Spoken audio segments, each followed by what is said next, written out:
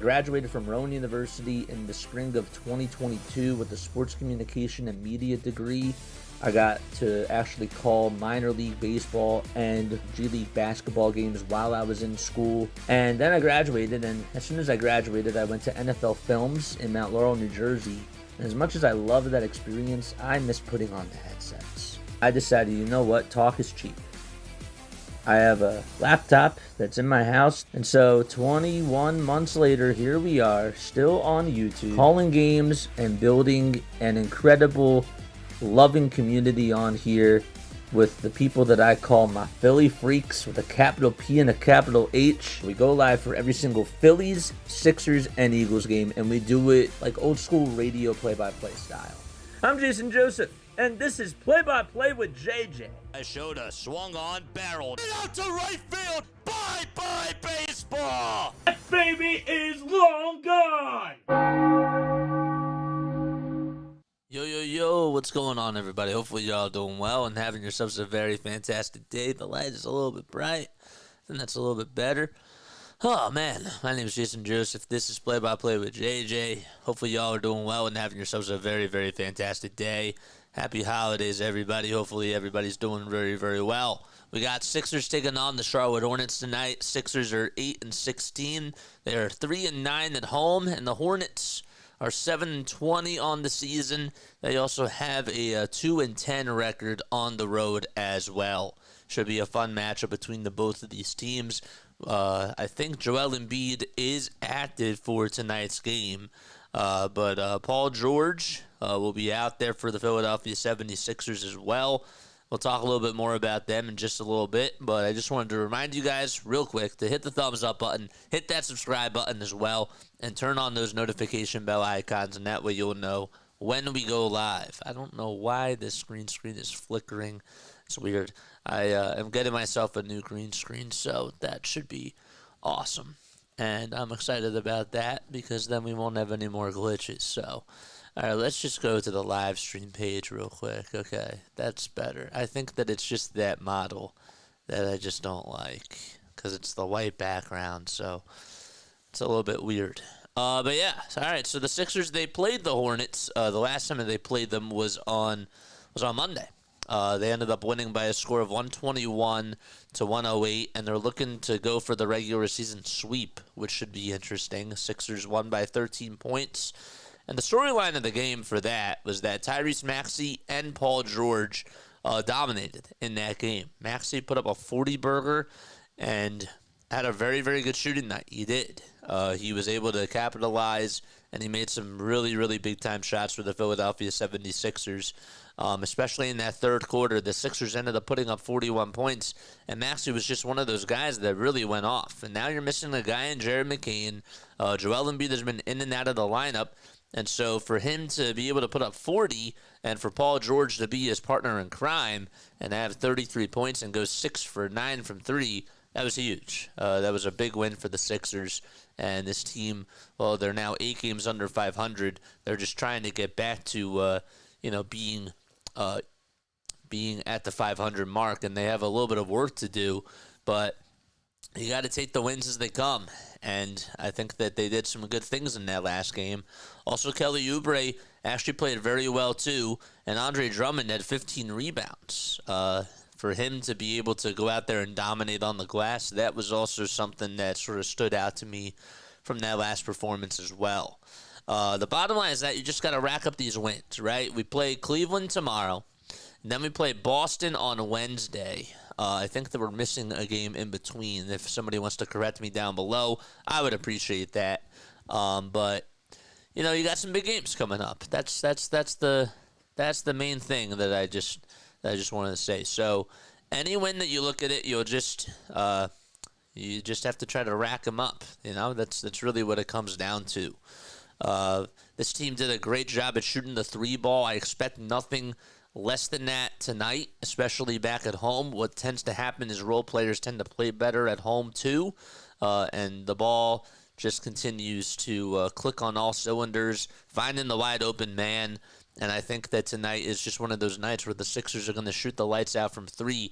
Wouldn't be surprised if Oubre ends up making a couple of threes and shoots very efficiently and not only Maxey and George go off, but maybe another guy to look out for is, I don't know, Gershon Yabusele. It wouldn't surprise me if he ended up having a nice, productive day for the Philadelphia 76ers. And now Andre Drummond slides back over to the bench, and that's the most ideal role for him. So that's, I think that we're in good hands tonight. I really do. Sixers are favored to win. They're at minus 13.5. That is what they're picked to win by.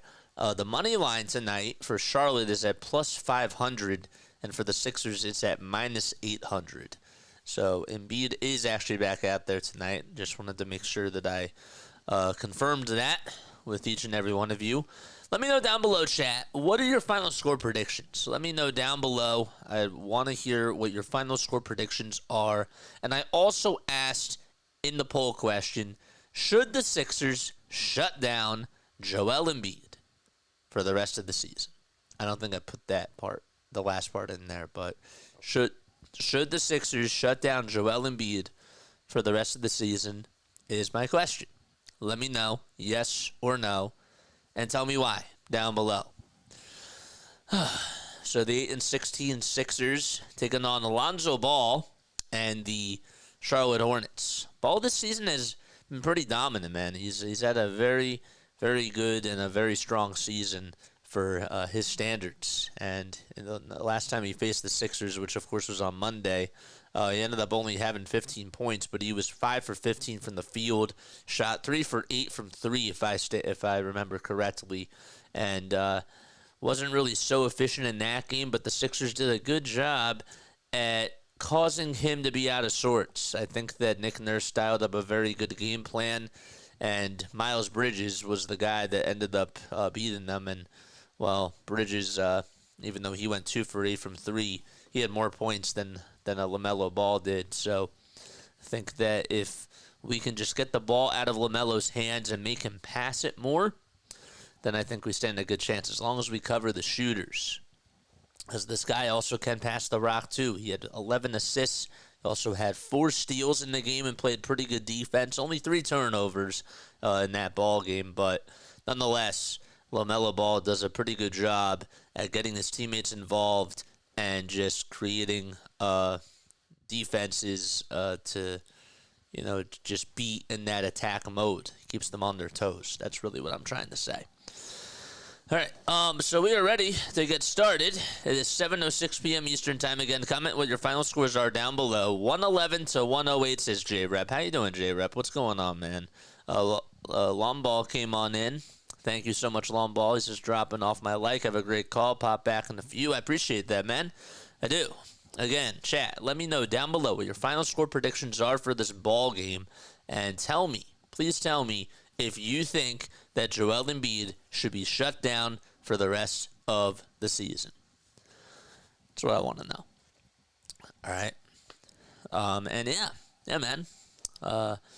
We also I heard on social media yesterday that Paul George had a father-daughter holiday celebration for his foundation, and they posted pictures on Twitter and on Instagram as well, and it was really nice.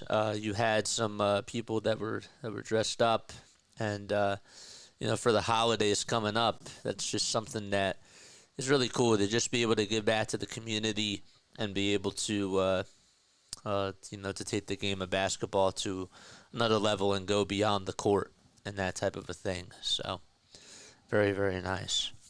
What else? What else is new in Sixers land? We haven't really heard any sort of updates on Jared McCain's injury. We just know that he's out indefinitely, and he's going to miss a little bit of time.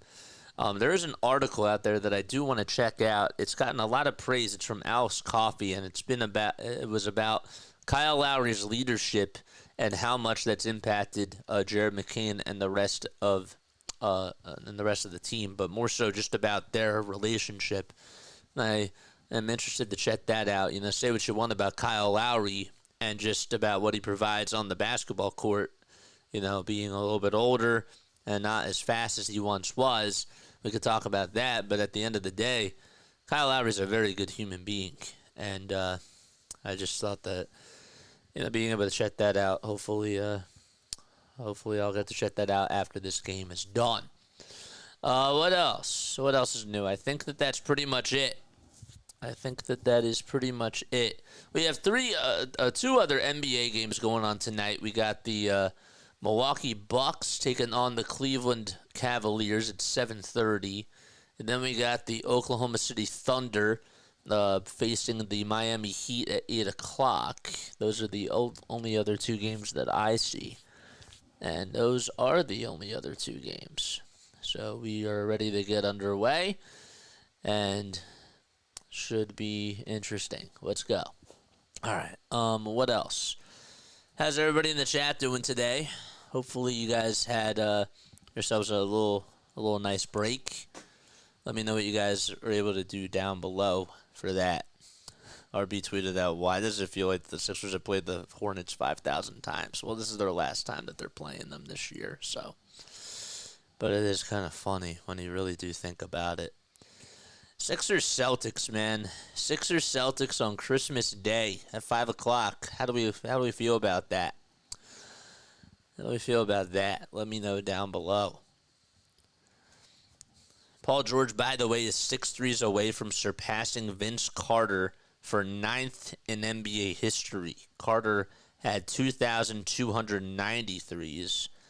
And Matt Murphy tweeted out a little bit earlier that Delaware Blue Coats player Jared Brownridge, who I actually got to cover while he was with the Blue Coats, he needs 5 more threes for 2nd in G League history with 692. So I just thought that was really cool.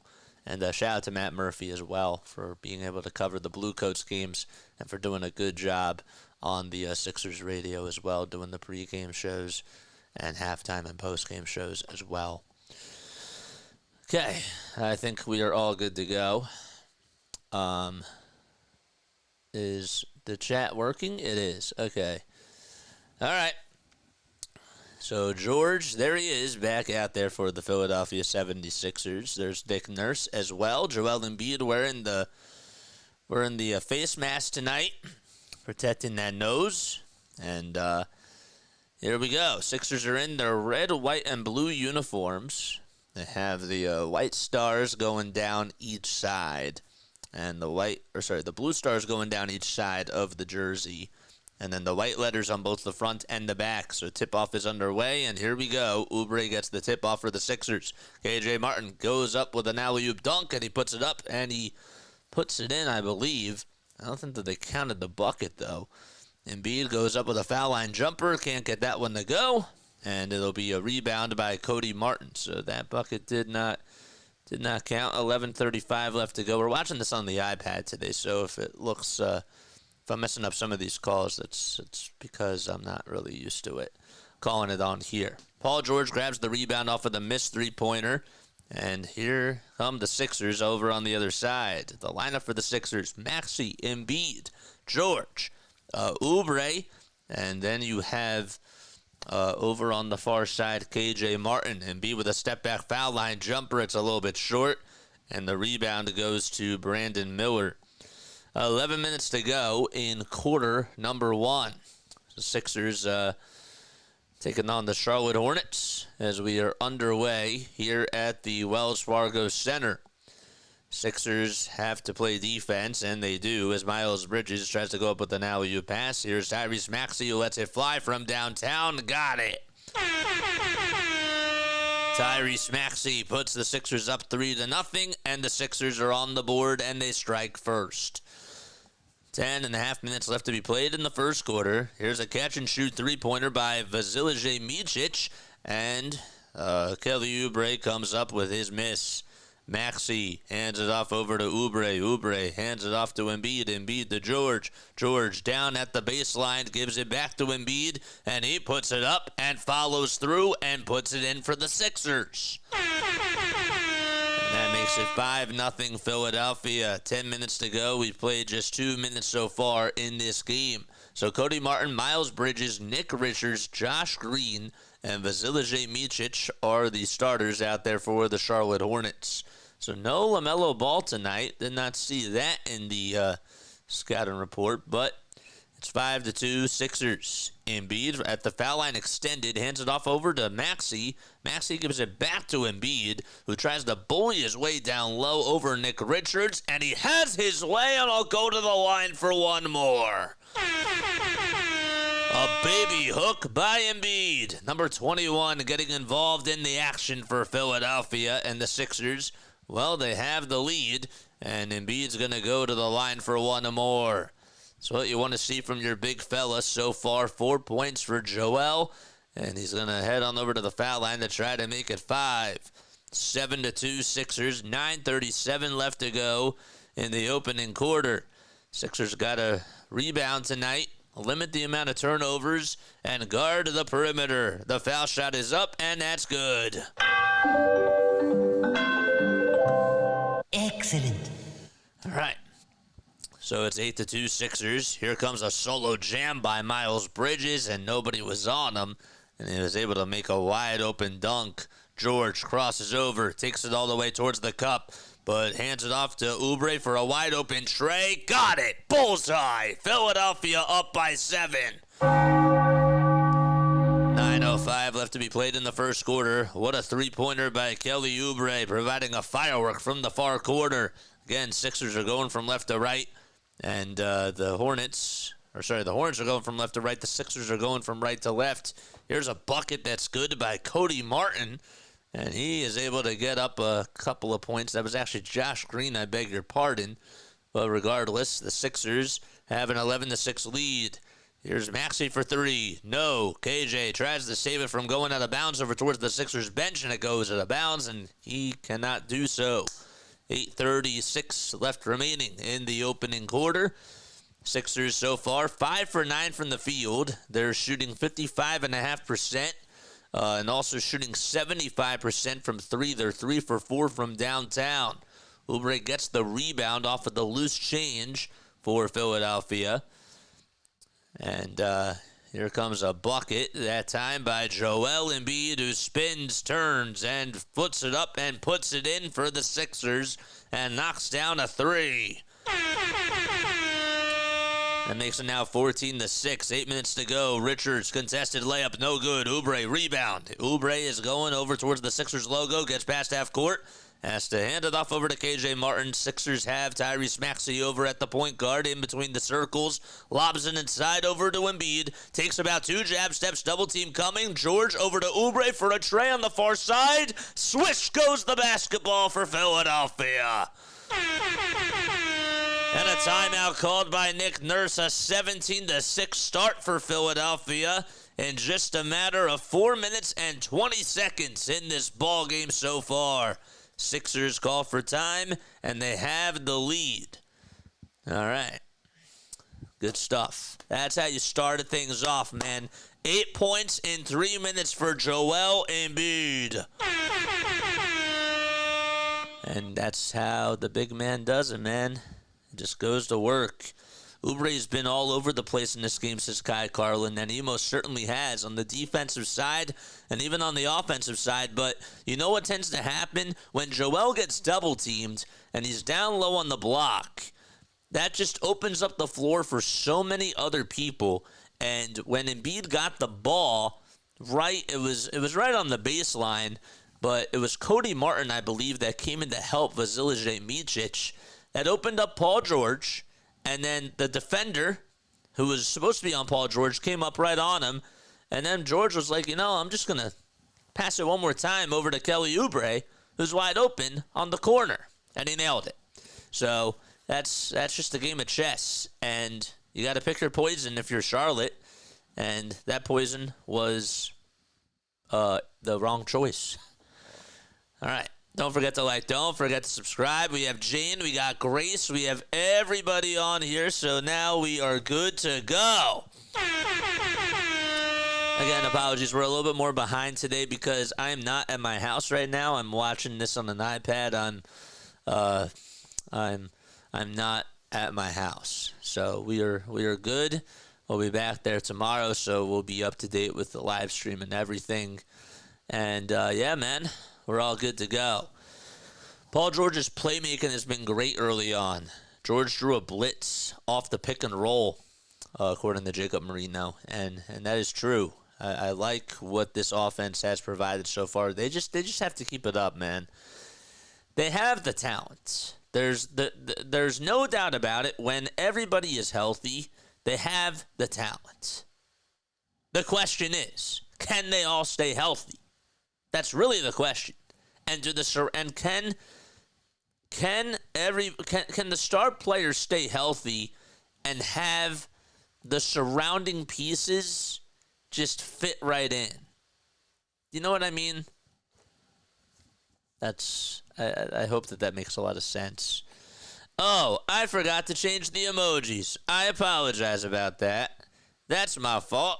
We're going to change that right now. I apologize. I knew that there was something I forgot to do, and it was that. It was exactly that. So let's change that right now. Actually, we'll do it after we go to another timeout. 17-6 Philadelphia. There's a runner that's up and in by Richards, I believe. Or was that Cody Martin? It was Cody Martin that was able to put it up and in, and it makes it now a 17-8 ball game. So Cody Martin with an 8-foot floater, and Nick Richards is the guy that got the assist. There's Maxey over on the screen, hands it off over to Embiid. Embiid and Maxey with the two-man game. Finds Oubre wide open for another three-pointer. No good. George tips it back outside, puts up a three-pointer, and he got it. KJ Martin was the one underneath the basket, found Paul George, and George knocked down the tray. And he just needs 5 more threes in order to pass Vince Carter and be now 9th on the all-time three-point list. Here comes a steal for the Sixers. It's from Oubre. George tries to save it from going out of bounds. He finds Maxey. Maxey back over to George. Catch and shoot tray again. No, it's a little bit short. 6.5 minutes to go in the first quarter. Sixers, they are 5 for 7 from downtown and are shooting the lights out so far. Three-pointer by Charlotte. No, they can't buy a bucket. Maxey gets the rebound. Maxey with an outlet pass, and he'll hand it off over to Joel Embiid over on the far side. Behind the back pass to Maxey for 3. Oh, what a pass by Embiid! In between the legs. That's where he went, and Maxey was wide open. 6 minutes to go in the opening quarter. 15, that's what the Sixers lead by, and 5:59 left to go. How about that pass, man? I mean, Joel Embiid and Maxey playing a little two-man game, and Embiid was over on the wing at the three-point line and did a no-look pass in between his legs and found Tyrese Maxey wide open, and Maxey, being the Robin to Joel Embiid's Batman, comes through with a counterpunch. 5:55 left to go in the first quarter. Charlotte has the ball. Sixers got to play defense. Cody catches, lights it up from 3, and finally, Charlotte stops the bleeding, and they knock down their first tray of the ball game tonight. It's 23-11 Philadelphia. Maxey, another three-pointer at the top of the key. He answers back, and the Sixers are back up by 15 points.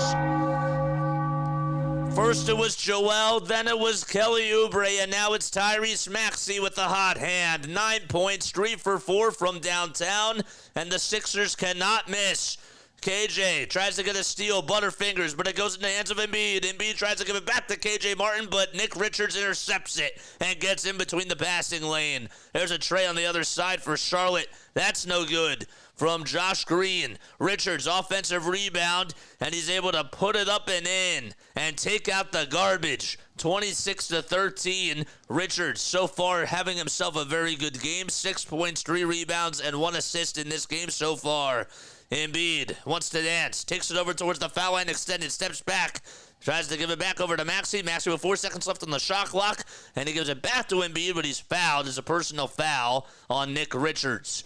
And the Sixers will have the shot clock reset to 14 seconds. 4:45 left remaining in the opening quarter. Sixers with 26 points. Remember, they had a 41-point third quarter that was on Monday against the Charlotte team, so they're sort of picking up where they left off. And they're looking to go for the regular season sweep tonight against Charlotte. They lead the series 3-0. 4:45 left to go in the first quarter. George will inbound it from the Sixers side. And he gives it over to Tyrese Maxey. Maxey to George. George at the elbow. Outside to Embiid. Embiid has some thinking to do. What's he going to do? He'll go up with a three? No. George tips it, but it goes into the hands of the opponent, and that's Nick Richards.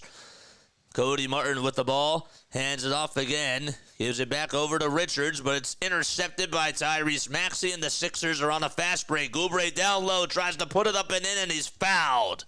He is fouled by Cody Martin. And 2 free throws coming up for K9. 2 coming up for Kelly Oubre. Let's go, man. What's up, Mike? What is going on, everybody? How's everybody doing? We got Grace. We got William. Thank you all so much for being here. I still have an eagle emoji. Yeah, I got to fix it. I will fix it after the timeout or during the timeout. Oubre's first foul shot is up and in. I can't do a lot of things at once, and that was one thing I forgot to do. Andre Drummond will also sub on in for Joel Embiid, and Ricky Counts IV will enter in for KJ Martin. So the Sixers match athleticism. They have George, Maxey, Oubre, Drummond, and Council all out there for the Sixers. So that means that I guess that Oubre slides up to the 2, or is it Paul George that slides up to the 2? I know it's sort of positionless basketball, but second foul shot, that's up. And Oubre knocks it down. Excellent. 8 points for Kelly Oubre. And also 2 for 3 from downtown, 3 rebounds and 1 assist as well. Lineup for the Hornets, it's Martin, Diabite, Salon, Seth Curry, and Wong all out there for Charlotte. Wong gets it down low, and there's a floater that goes up and in. And we have a personal foul called on Andre Drummond as well, so it'll be an and one opportunity for the Charlotte Hornets. I thought Drummond kept his hands up in the air, but Moussa Diabite, who had the and one opportunity, is going to go to the line for one more free throw. Taquan Jeffries will also substitute into this basketball game for Cody Martin, Caleb Martin's twin brother. 3 minutes and 54 seconds left remaining in the first quarter. And I beg your pardon, they called it a foul on the floor. Even though I thought it was a foul in the act of shooting, but Moussa Diabite makes the first foul shot. Second one is coming on up as he takes about 2 dribbles. And the foul shot dances up and dances in. Hit off the front of the rim and trickled in at the very last second. Sixers up by 13 points. Oubre will take it over towards the half-court logo. Hands it off over to Maxey. Another dribble handoff over to Paul George. George wants to dance, steps back, crossover, three-pointer. It's a little bit short again. Council with the rebound. Rocking the afro. Finds Maxey. Maxey to Drummond. Downhill. Drummond. Layup. No good. No good, and Charlotte comes up with a loose change. Seth Curry's played a lot here at the Wells Fargo Center over the years. Finds a three-point shooter, and Daquan Jeffries knocks it down. Seth Curry gets the assist, and Daquan Jeffries hits it from another area code. The 27-year-old from Western Texas College, who's 6 feet 5 inches tall and weighs about 222 pounds as well. Here's a floater that goes up and in by Council. He was off balance and still was able to get it in. How about that pass from Kelly Oubre? Finding the guy down low underneath the basket. A catch-and-shoot 3 by Salon, and he knocks that one down from the top of the key. A 27-footer, and the Sixers only up by 9 as Charlotte cuts the deficit into single digits. Maxey to George. George gets double-teamed. Back outside to Maxey. Inside, outside, and it works.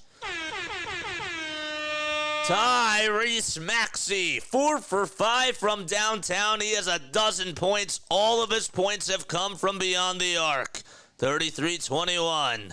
Salon gets it over towards the near corner. A little bouncer, a skip pass to Diabate, and Andre Drummond swipes his hands into the cookie jar, and the Sixers come away with a turnover. Maxey not in any particular hurry, though.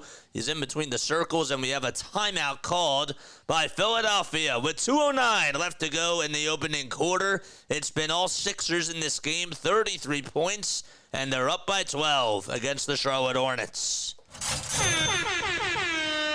go. Nice.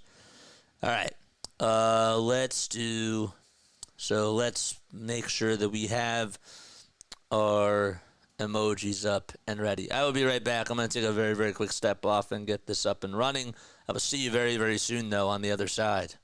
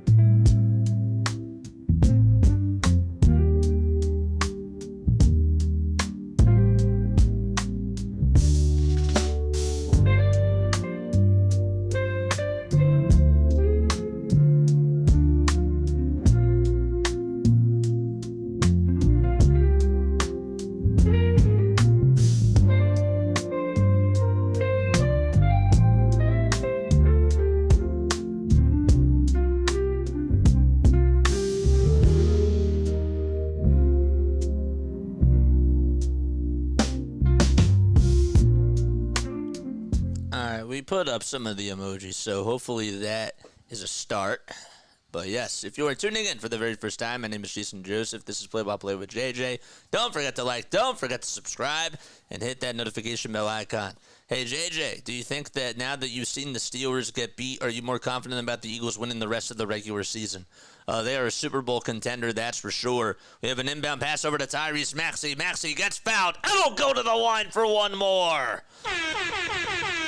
Count the bucket and a foul as Tyrese Maxey got past Daquan Jeffries, and Daquan just made some contact right on the shoulder, and he'll head on over to the foul line, and he'll make one more free throw. 40 points for Maxey on Monday at Charlotte. He was 6 for 12 from downtown, had 5 assists as well. Foul shot, good. And he capitalizes on the three-point opportunity. Excellent. 1:55 left to be played. Sixers up by a dozen plus 3. That's 15 points, in case you could not do the math. There's a foul line jumper that's up, and that's good by Isaiah Wong. A 13-foot pull-up jumper by Isaiah Wong, a guy that's averaged about 7.2 points per game, and he's shooting 43% from the field. He's a guard who wears number 21. 90 seconds left to go. Lineup for the Sixers, it's Maxey, Drummond, Council, Lowry, and Gershon Yabusele. Maxey steps back, three-pointer, he's human. Gershon, rebound, offensive rebound. Tries to get past a couple of defenders, and it's stolen away by Charlotte. That was Moussa Diabate, as Gershon Yabusele was just stuck in traffic, and Moussa was able to come away with a nice little deflection, and it was stolen by Daquan Jeffries. Diabate goes up with a shot. It's deflected and rejected by Andre Drummond. Council from coast to coast gets it into the cup and slams it home with two hands. A lot of ferocity on that dunk, and he went high into the air and flushed it down with nothing but net. 45 seconds left in the opening frame. Philadelphia up again by 15 points. With the ball is Salon. Salon, he wants to dance over Maxey, puts up a high arcing three-pointer. Didn't even hit the rim. It was wide left off the backboard. Drummond, clean glass. Lowry over on the far side. Wants to give it back over to Gershon Yabusele. There's a three by Council in the near corner. And the Sixers role players are stepping up as Council knocks it down and gets a bingo. 41-23, RC4 activated. 15 seconds left to be played in the first quarter, and Charlotte's just going to milk that clock down to 0. Salon with the ball. Gets past Maxey. Steps over towards the left side of the wing. Goes down the lane. Kicks it back out over to Seth Curry with an underhanded pass. Curry, no good. Offensive rebound by Salon. And that's going to do it as he tried to put it up and in, but it wouldn't have counted anyway. Sixers outscored the Charlotte Hornets. They put up 41 points in the third quarter against Charlotte in their last game on Monday night. And they start off the first quarter by doing the same thing and win the quarter 41-23 as we go into quarter number 2. Sixers up by 18 points. Oh, man. There we go. I still have an eagle emoji. Try it now. Hit that thumbs up button, man. Hit that thumbs up button. There you go, Jane. I almost called you Drain. Badman's here. What's up? Psalm John Legend Elevator Tunes. That's nice. Thanks, dude. Appreciate it. Man, I'm so behind. Is it cold in Vegas today? Is it cold in Vegas today, Grace? Grace says, no, it's not cold. It's actually really nice. Local people have coats on, but a sweater is nice. Nice. Very, very nice. Good basketball by this team so far. They have a back-to-back game tomorrow. I'm hoping that Joel does play. Again, okay, we got a little break from this team. There's no doubt about it. When everybody is fully healthy, this team has a chance. They just do. They need a rest. Yes, they need reps, but they also, I think that Joel Embiid, I'm not telling you that I'm getting him off the trade block, but I have to say that he's looking better than I thought he would. So far. Whether you like it or not, take that for what it is. But he's looking better than what I thought. But he has to keep it up. He has to keep proving me wrong, man. Just keep doing it. If you beat Charlotte, that's one thing. But you got to do this against Cleveland. You got to do this against Boston. Keep shutting me up, man. The way that we play the Hornets is the way that the Celtics play us. Mildly dreading Christmas/Hanukkah games, says DF. Yeah, I hope that you're wrong this year, but you're usually right about things. George today, 3 points, 3 rebounds, and 4 assists. He hasn't really done a lot scoring the ball, but I do notice that when the ball is going through him, his playmaking abilities have really taken the Sixers to another level, which is a very good thing. It is. It's a very, very good thing for sure.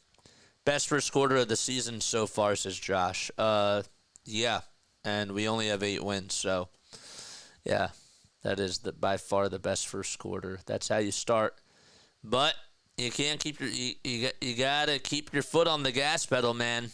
We cannot blow this. Good start, but let's keep on this team, man. Let's keep on this team. So, 41-23, and we start off quarter number 2 with a personal foul thanks to Kyle Lowry.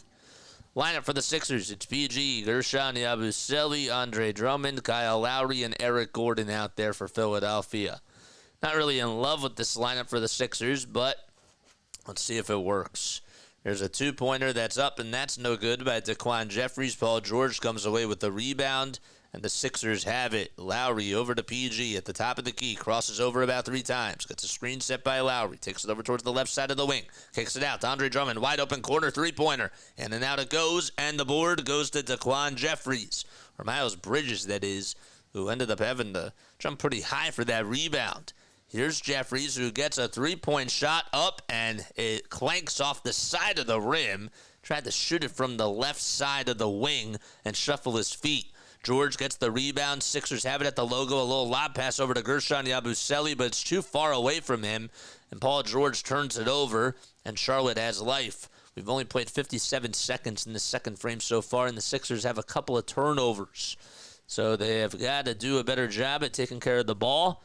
And Part of the reason why is because, when you have this lineup out there with two guards that just have a hard time putting the ball in the hoop, it's just naturally going to happen. 10:50 left to be played in the second quarter. Here comes a rainbow shot that's no good by Daquan Jeffries on the first try, but he makes it on the second try. George over on the left wing, gets past the foul line extended, goes up with a layup. It's rejected by Daquan Jeffries, and it goes out of bounds. Sixers still retain possession.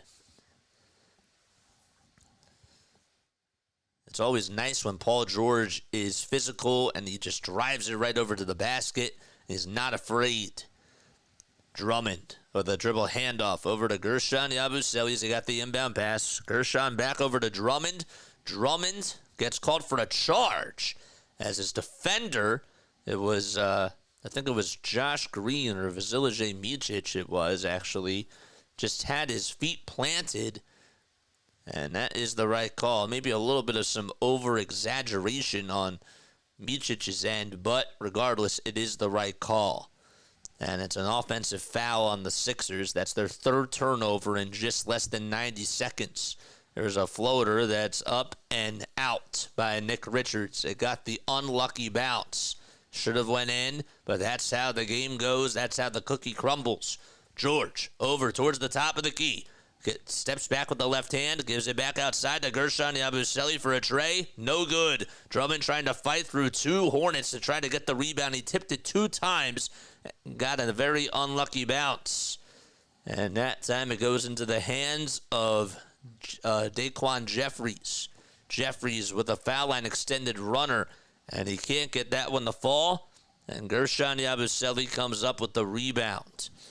9:40 left to be played in the second quarter. And just like that, Gershon will swing it out over to Gordon for a three-pointer. Too strong. Gershon offensive rebound, puts it up and puts it in. Not an easy play, but Gershon Yabusele being very aggressive on the offensive side, cleaning up the glass, and nobody could box him out. 9:15 left in the second quarter. And the Sixers finally get their first 2 points of the quarter. We do have a personal foul called on Kyle Lowry. And just like that, it'll be Charlotte basketball. Oubre will step on in for Andre Drummond. And Cody Martin will sub in for Daquan Jeffries. Let's go. JJ, you doing any college football playoff coverage? No, I'm not. I got a busy day tomorrow, and I will be back for the Sixers game, luckily. But that's gonna be it's gonna be a long day for me because I gotta pack up this equipment, take it all home. Then I have a party that I have to be at, and then I gotta take the equipment out and set everything back up and get ready in time for the next Sixers game. So that's a lot of work. 43-25, 8:50 left to be played in the second quarter. Gershon tries to bully his way down low over Richards, and he has his way, and he'll go to the line for the old-fashioned three-point play. It's Yabusele who's taken over the second quarter, and that's his second bucket of the quarter. He has scored all 4 points for the Sixers in this quarter alone. And he'll make his way on over towards the charity stripe for one more and try to put the Sixers at 46 points. There is a timeout called, though, on the Charlotte Hornets. The shooting foul was called on Miles Bridges, and I'm thinking that the Hornets will challenge this. Don't forget to like. Don't forget to subscribe. Hit that notification bell icon, too, and turn on the bell icon, which is the same exact thing. That's awesome. Very, very cool. What else? What else am I not reading off the chat? 21 likes. Please keep hitting those thumbs up buttons. BW is here. What's going on, man? Have a good call. Happy holidays. Come on by my retro stream if I'm still on after you sign off. We can provide emotional support as we wait for our baseball teams to make some big moves. Man, I'm frustrated with the baseball team, BW. I'm not happy with this basketball team either.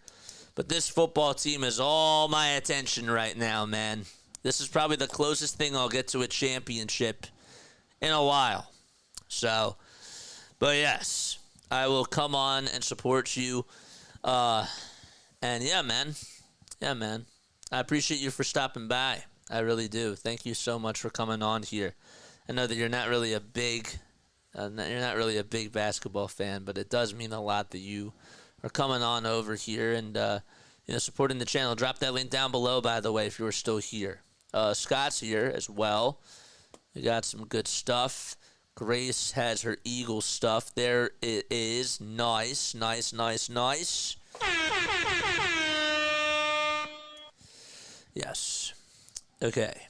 What else? Am I missing more emojis? I should... You know what? We're going to download a Yabusele emoji. That's what we're going to do right now. We're going to do a Gershon Yabusele emoji. Let's do that right now. Gershon Yabusele. Save the photos. Where is it? Badges. No, it's emojis. It's emotes. There he is. There's Gershon. Yes, Yabu. Yabu. It's like saying like Raul Ibanez. You guys remember Raul Ibanez, baseball fans? Raul. People thought that they were booing him, but no, it's Yabu. I like that. 7 more subs in order for us to get to 4,700. We better do that this weekend. I appreciate each and every one of you for being on here. If you were tuning in on Facebook, actually, wait, we're not live streaming on Facebook. I forgot I have to go check out why the account got suspended, but it did.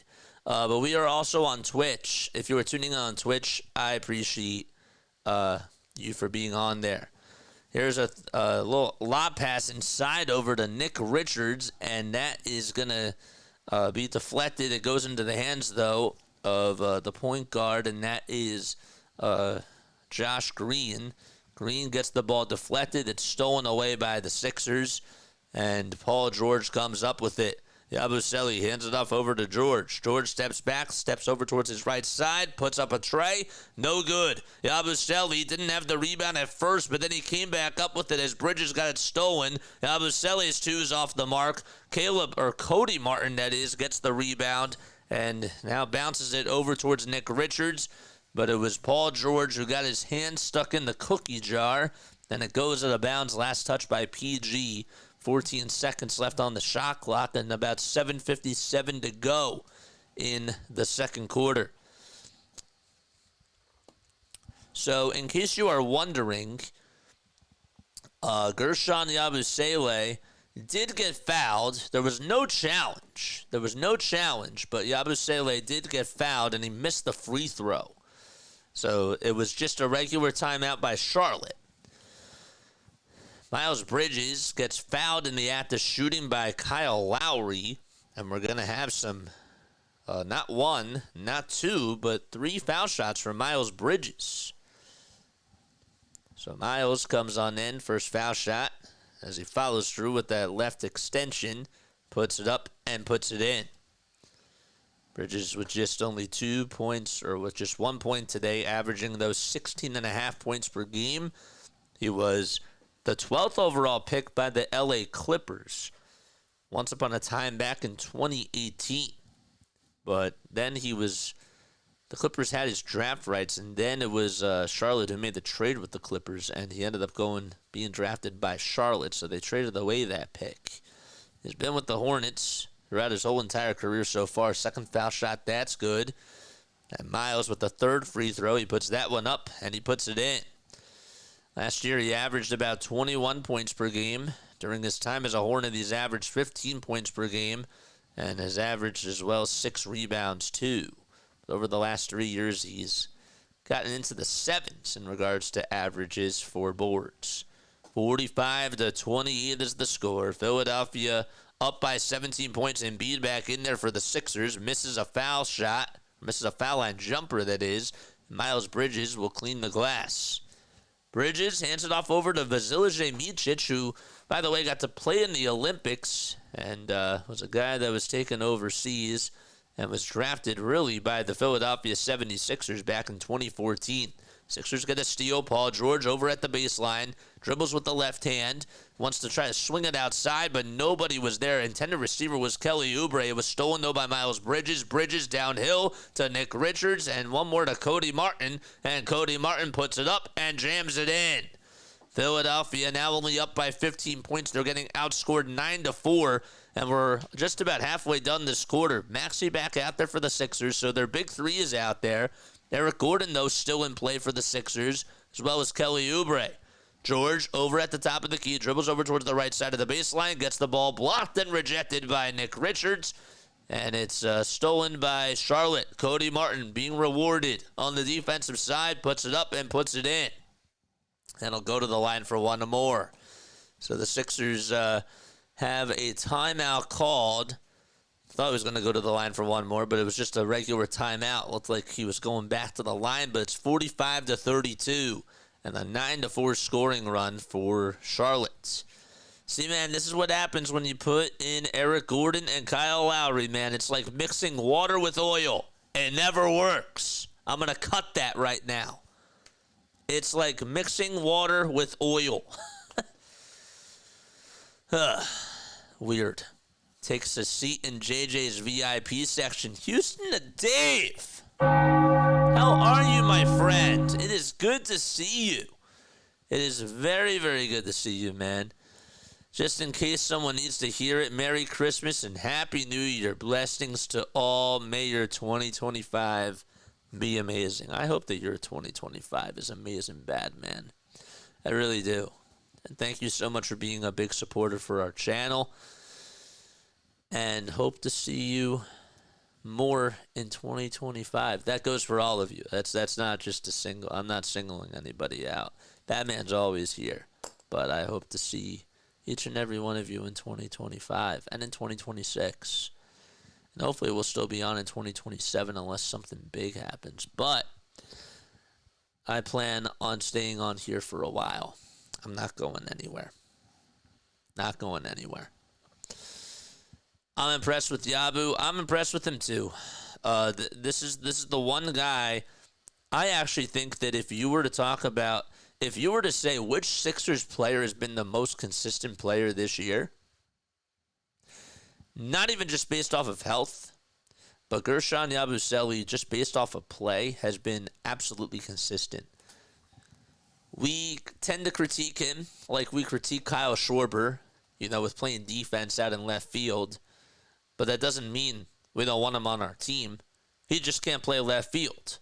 He can hit the ball very, very well, and he plays really good baseball.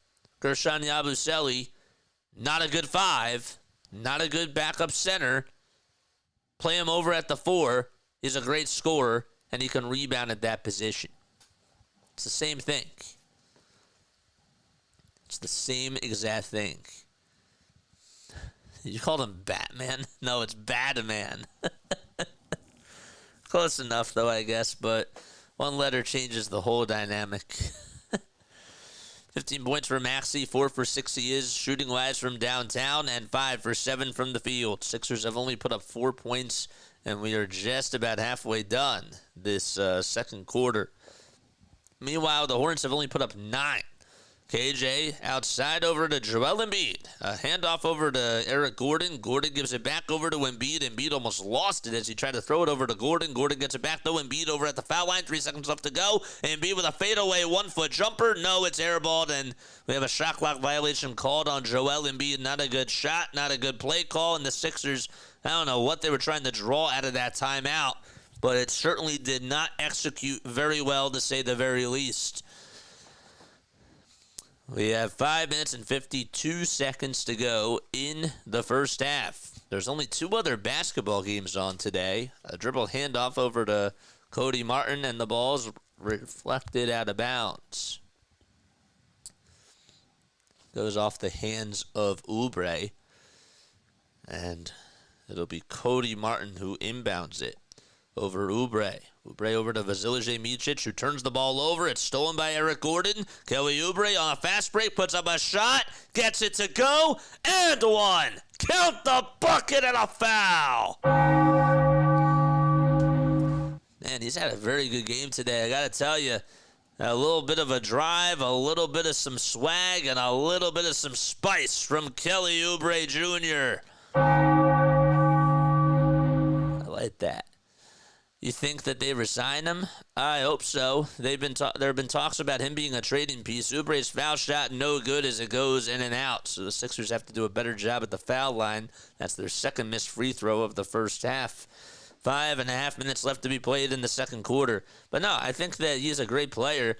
And I know that there have been talks about trading him at the deadline, but I don't know if that's going to happen, man.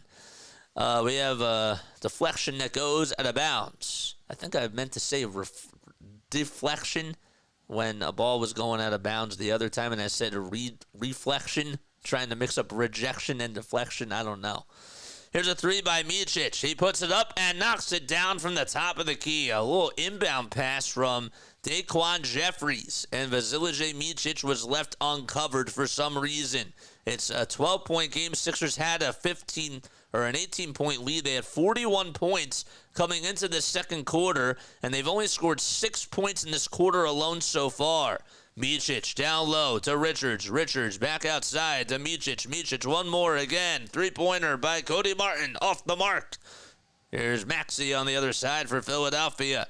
Hands it off over to Embiid. One more bounce pass to Oubre, who thought about firing the trigger. Instead, hands it back over to Embiid, who's over at the nail. Dribble handoff to Gordon. Gordon with a floater, puts it up, and it trickles in. He actually was able to hit it off the side of the rim, make it hit off the backboard, and it went down the drain. So Eric Gordon, who's been out there for this whole entire second quarter so far, finally gets a bucket. 49-35, 4:15 to go in the second quarter. Outside three-pointer is up and in, and that was supposed to be Eric Gordon's man, and he left him wide open, and that is Tijane Salon. It's now 49-38. A steal by Charlotte, and Cody Martin solos it, and it's back to a single-digit lead. And the lead just gets evaporated just like that as Martin is able to put down a two-ended sledgehammer. Here's Embiid with an Ola pass over to Oubre, and Oubre puts it up and in underneath the basket. A triangle play by the Sixers. Maxey at the top of the key, found Embiid on the block, and Embiid had a no-look pass over to Oubre.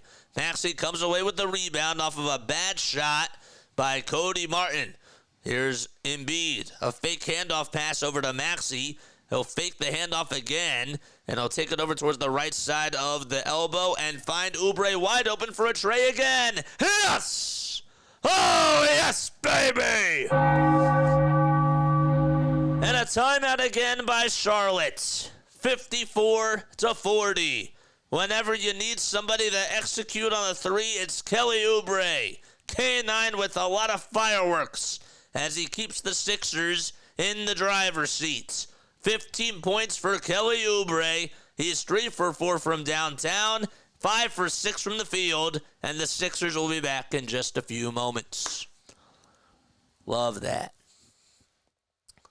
Oubre has been excellent the last 7 games. I will be very upset if he's included in the trade, says JC. I'm telling you what, man, if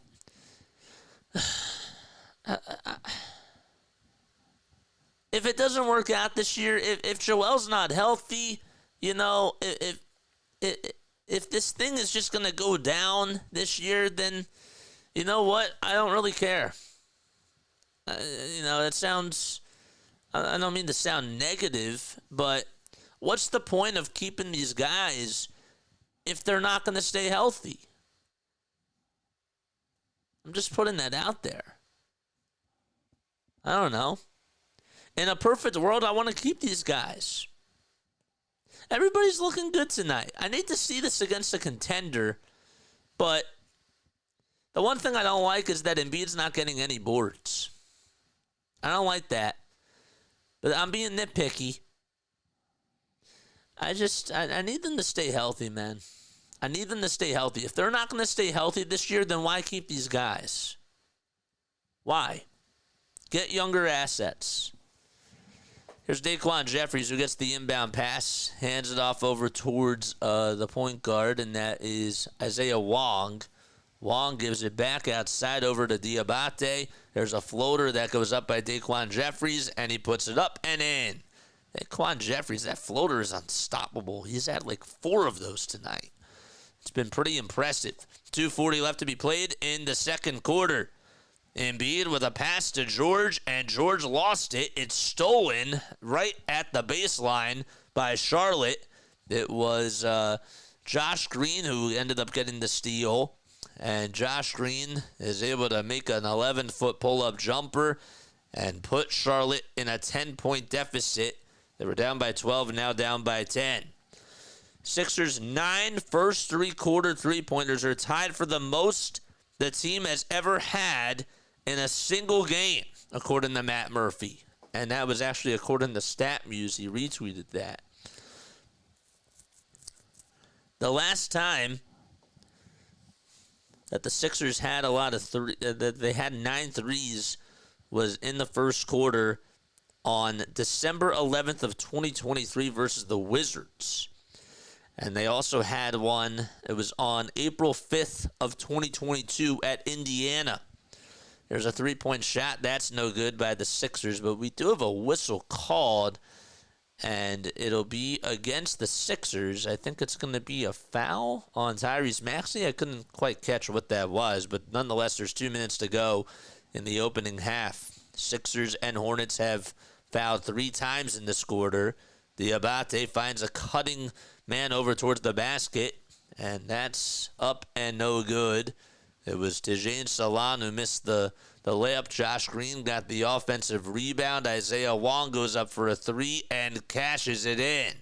And it's now an 8-point game. Sixers were up by 18. It was 41-23 coming into the second quarter. Now it's only an 8-point ball game. And we have a personal foul called on Josh Green with less than 90 seconds to go in this second quarter. Hit that thumbs up button. Hit that subscribe button. And turn on the bell icons. Neil says, I agree with you, JJ. I'm just saying, like, what's the point of keeping these guys? If they're not going to stay healthy, then why are we holding on to these pieces? We can try to get assets out of it. You know, like, let's just wait again until next year. I'm in win now mode. If no one's healthy now, I'm not keeping them. Embiid, back outside. Maxey, 3-pointer. No good. 1:15 to go. That was a nice pass, though, by Embiid. And Maxey was left wide open. Again, a dribble handoff, and it goes over towards Daquan Jeffries, and we have a foul called as Embiid gets tripped up, or Oubre, that is, that got tripped up, and he did a little somersault. And he gets fouled by Josh Green. I mean, he just elbowed him right into the stomach, and he did a little... got onto his back, and then he flipped over. So a little bit of some, I don't want to say gymnastics, but a little bit of some rolling over for Kelly Oubre. Kelly Oubre helps us win now, though. I agree, but, like, if the big guy isn't healthy, though, man, if the big guy isn't healthy, then what's the point? Maxey hands it off over to Embiid. Embiid's over at the foul line. Goes up with a shot. Count the bucket. They're actually going to wave it off. I don't know why they're going to wave it off, but they are. And they're going to call a foul on the floor. Diabate got him. And Embiid's going to go to the line for 2. That should have been an and one opportunity. That really should have been. I mean, he leaned into the defender, had it up in the air as it was in the act of shooting. The question is, when you go up with a foul, was the man in the act of shooting? And he was, I thought.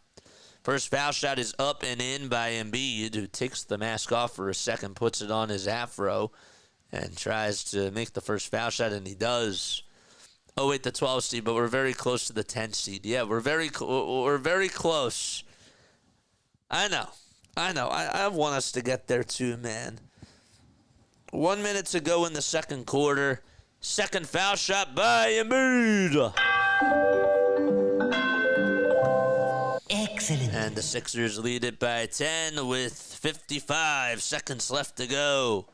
Embiid makes both free throws. Here come the Hornets over on the other side. Miles Bridges back out there over at the top of the key. Steps back over towards the elbow. Has to get help, and he does. 5 seconds left to go on the shot clock. Salon with a little Euro step puts it up, and we have a blocking foul called on Paul George. Thought maybe his feet were set, but the referee for the NBA says otherwise. It says otherwise, and Paul George gets called for a blocking foul. Oh, his feet were set. There's no doubt about it. There's no doubt about it. Salon could not slow up, and Paul George planted the seed right into the ground. Oh, man, come on. Come on, what are we doing? And I think Nick Nurse is going to want to challenge this, and he will. 40.6 seconds to go. I mean, if they don't overturn this call here, if they don't overturn this, I don't know what to say. I really don't. I don't know what to say. This should be easy. This should be an easy overturn here. Sixers have gotten outscored, though, in the second quarter, 23-15. The ref has a bet. I guess so. I hope that he loses this bet here. I really do. I don't understand why. And it's not just, it's just the total officiating for this league. I mean, there have been so many issues just over the years with the referees and what's a foul, what's not a foul, and there's no sort of explanation. It's like that these guys just make up rules on the fly. And of course, I'm always going to have a lot of love for the NBA, but that's the one thing that just sort of tickles my craw, if you will, What's a foul, what's not a foul? What's a JJ? A JJ does play-by-play on here, and you guys should make sure that you hit the thumbs up button and hit the subscribe button as well. My name is Jason Joseph. This is Play-by-Play with JJ. What is Play-by-Play with JJ? We go live for Phillies, Sixers, and Eagles games, and we try to give you guys the nuts and the bolts and do traditional play-by-play, but we also interact with each and every one of you, and we do it on a platform which is going to be taken over, which already is taken over, all over media, and this is the future. Cheers to the future. YouTube, it is the way, and digital media.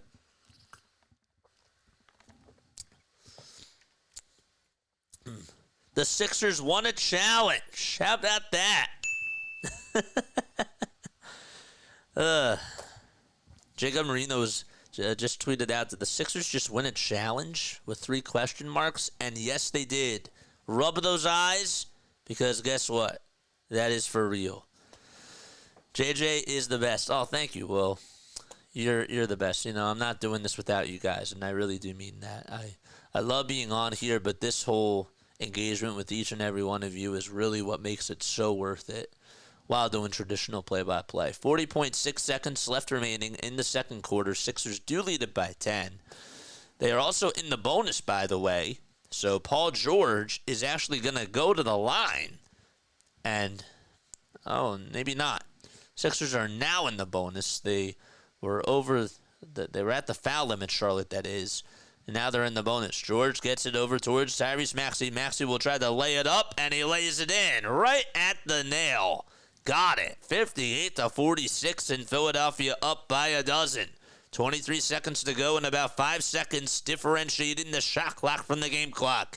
15 now left. Miles Bridges dribbles with the right hand. He's over at the Sixers logo as they go from left to right. KJ Martin's on him. 5 seconds to go. He'll take it over towards the right side of the wing. He tries to pass it. It's deflected and intercepted by Joel Embiid. 4 seconds to go. Embiid hands it off over to Maxey. Maxey has to hurry. He's off to the races. Goes up with a shot, and that's no good. And the Sixers, I believe, get a foul call, and that is going to...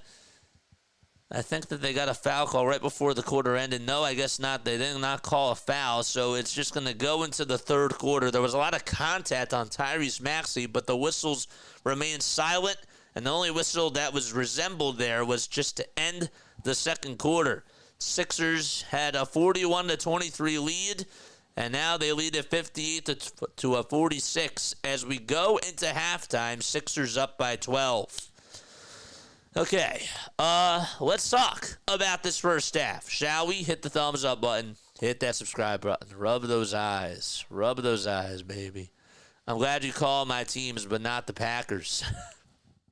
I'll be honest with you. I had a brother who ended up passing away in 2020, who had very severe special needs. But he liked. I think that he liked football, and he liked the color green because I think that he could see that the most clear. I don't know if that makes any sort of sense, but he really, really liked the Green Bay Packers, and he loved their colors. And so the Packers, if I were to say like what my second team is, if I were to have a second team that I would root for, it probably would be the Packers just because he enjoyed them very, very much. We're not going to get another call from Maxey, says Grace. Yes, I agree. Sorry to hear about your brother. Yeah, man. I talk about him a lot. He's always with us, and great guy, great guy. But yeah, let's talk about this first half. Okay, I have notes here. Okay, so first and foremost, I'm gonna go back to the screen here. Hello. Hi, everybody. I will have to fix this green screen somehow, some way, and I will. I actually just ordered a green screen, and we are going to, hopefully that comes on in soon, and we'll be able to utilize that. So that'll be really awesome. Yeah, so what stood out to me about the first half? The first quarter was outstanding. The Sixers got on top. They were up 17-6 at first when the first timeout was called by Charlotte, and I really thought that they came out of the gates with fire and they looked fresh. The 4 days of rest looked like it paid off. Embiid looked good. Paul George looked really good as a playmaker.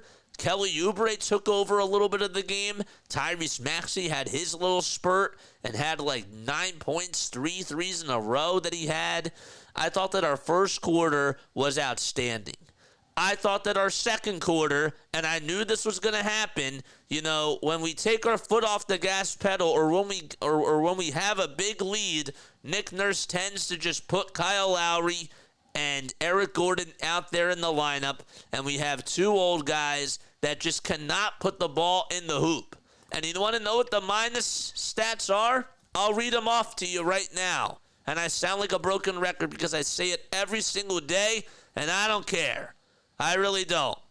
This team with Kyle Lowry out there was a +5, and with Eric Gordon, they were a -4.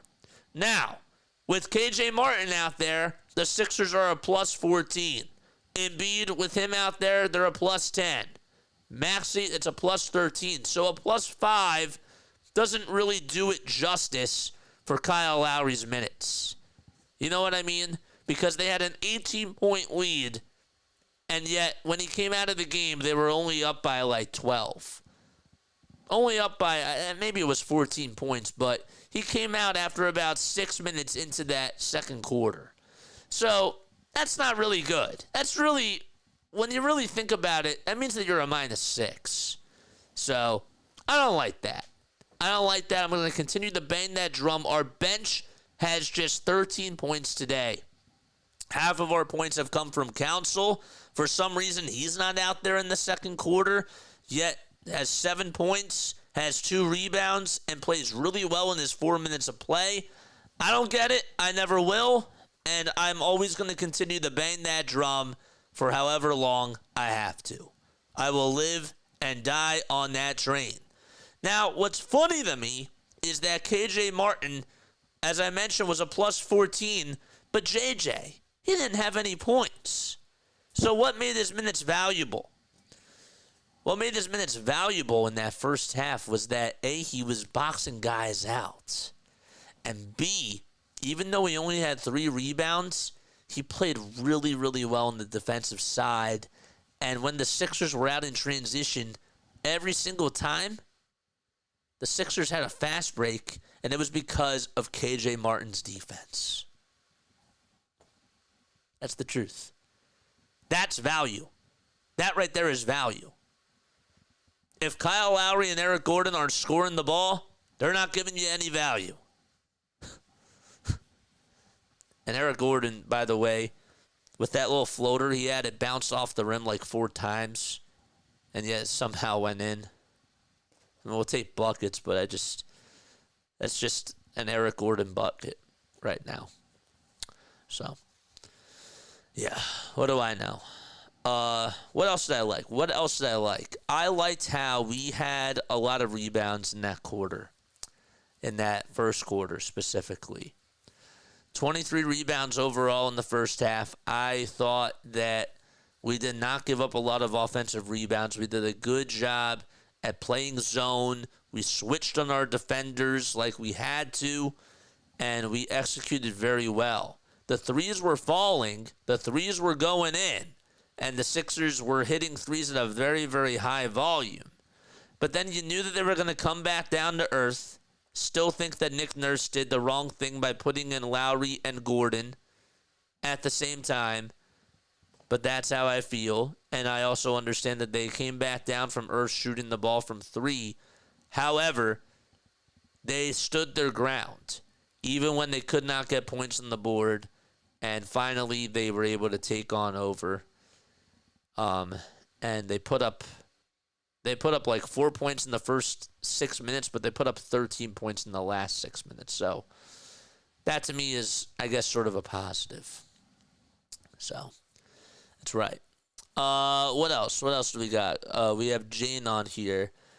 The NBA wants to know why they are losing viewers. I'm probably the officiator. Yeah. I had this conversation today with somebody about why the NBA is losing its viewership.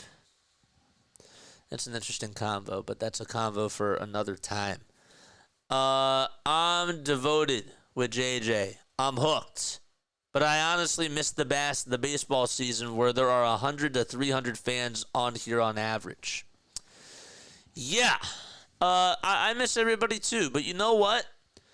There's benefits to having a small community, and there's benefits to having a bigger community. And I've sort of have understood, it took me a little bit of time to sort of get used to this, but there's pros and cons, right? And so one of the things that I really like about this type of community here for our Sixers fans is that we're now witnessing something that's not fun. It's not a fun product out there to watch. But you know what? We have very loyal fans on here. With the baseball fans, it's no disrespect to them. But when you have a lot of people on there that are just very, very angry all the time, and like when the Phillies were doing really bad, it got annoying. And I love my Philly freaks. Don't get me wrong. But that's like the one thing that I'll absolutely take like for this is because I'll take loyalty, from that sort of perspective. Not saying that they're not loyal, but there's just more anger and there's more frustration. And for this, while I'm frustrated with the Sixers, it's just nice not to get too invested into the negativity. You know what I mean? I hope that makes sense. So, but yeah, I miss my Philly freaks, and they'll be back next year. They will. Baseball will have its time, and we'll be doing the 162. But right now, I'm focused. I am focused now on this team. For a while, I wasn't. And it sounds wrong for me to say. I don't think I was, fully into it until probably a couple of weeks ago. Now I'm sort of like, all right, we're dialed in now. So. Jane, we had more viewers when the Sixers were playing better last year. Yeah. The reason why viewership is down on here, there's a couple of reasons. Number one, we have more people that are doing the Sixers games, and they do an awesome job. They do. But also the Sixers aren't playing so well. That's another thing to think about. But the other thing, too, is that, it's... there was one other thing I wanted to say, and I forget what it was. I lost my train of thought. But also the NBA is losing viewers too. Like that's the thing, is that it's not just the Sixers, it's the rest of the NBA as well. You know how many people tune into the NBA Cup? I didn't even tune into the NBA Cup. I didn't even tune into it. Yeah, they don't play Ricky that much. I understand, but my Philly personal family root no matter how the team is doing. That a true fan from the heart, you ride with it. I agree. I agree with that for sure. Absolutely, you ride and you die with your teams. I agree. Hi, local blackouts are stupid, says J Rep. But you know what? If it causes you to come over to play-by-play with JJ, it's worth it. Sure, you can't see the game, but you know what? If that's how you find out about me, it's a blessing in disguise. It's the truth. See, if we can put a string of wins together, if we can put a string of games together, Neil, and go on a streak, then that's great. The problem is, the issue is that every single game, I never know who's going to be out there. That's the issue. I don't know who's going to play. I really don't know who's going to play. Nobody does. And it's not just about Joel Embiid. Sometimes we don't know if Maxey's going to play. Sometimes we don't know if PG's going to play. Now we know McCain's out. So there's always, even Caleb Martin, we don't know if he's going to play every night. Kyle Lowry got hurt for a little bit of time. As much as we are bothered by his play, we just don't know who's going to be out there. I bet you that the Sixers have the most lineup, the most diverse lineups in the NBA because of their injuries. I bet you that that's the case. I never get angry because I don't let it determine my day. I'm here for a good time, not a long time. JJ, I know that you missed the Phillies. We got them here in the ABL series tomorrow. Oh, cool. That's awesome. I don't miss. I love the Phillies. You know, they're like my first love. You know, that's how I got into sports. But I'm pretty angry at them. You know, so I'll let that thing gel. I'm not happy with how things ended, and I'm not happy with how things have been going right now. They are toxic. They are toxic. So, I don't watch many other Philly live streamers anymore. Simply too much negativity and anger. Philly 500 is cool. He's fun. I watch his sometimes, but mostly yours. Dude, I appreciate that, man. I really do. I appreciate that very, very much. And hopefully we continue to build better content on here, dude. I really am committed to providing more and more work as the 2025 year does come. There were some things that I didn't get to accomplish this year that I am hoping to accomplish next year and that I really do want to accomplish. But I think that we have a very, very good year in store for us. I think that we're going to take this thing over. I can feel it. I do. I feel it. I want to try to grow the team. And we have some interesting possible things coming up. I don't want to leak anything. I've been noted to be bad at leaking stuff. So I'm not trying to leak anything or to reveal or spoil something, but just be on the lookout for some good things to come when we start January. It'll be cool. Looking good for the Sixers so far. Yes, it is. Everything is looking good. Let me ask you guys this. Okay. Let me ask you this question. Let's just say that the Sixers are with their big four. Let's say in a perfect world that we didn't have to worry about injuries. Let's say that they didn't have to worry about injuries, right? And that everybody's healthy by the playoffs. Doesn't matter where they are. Play-in tournament, playoffs. Doesn't matter what it is. Are they good enough to make it to the Eastern Conference Finals? Thumbs up or thumbs down? Let me know down below. If everybody is healthy in a hypothetical world, and the dominoes fall into place, are the Sixers good enough to make it to the Eastern Conference Finals? Thumbs up or thumbs down?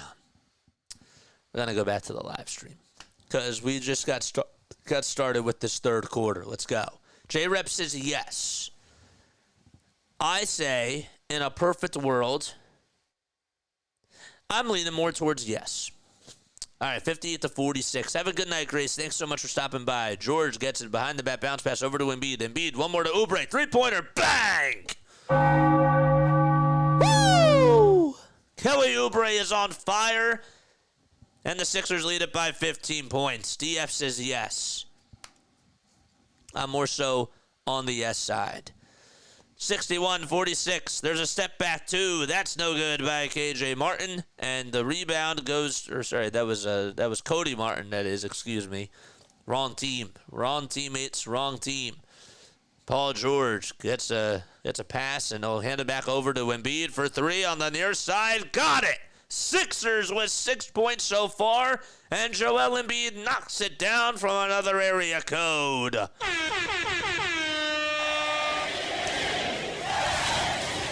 10.5 minutes to go in the third quarter. Catching and shooting is Micic, and a turnover on Charlotte just like that.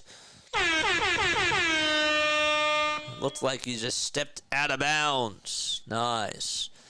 I want to read this comment in just a little bit.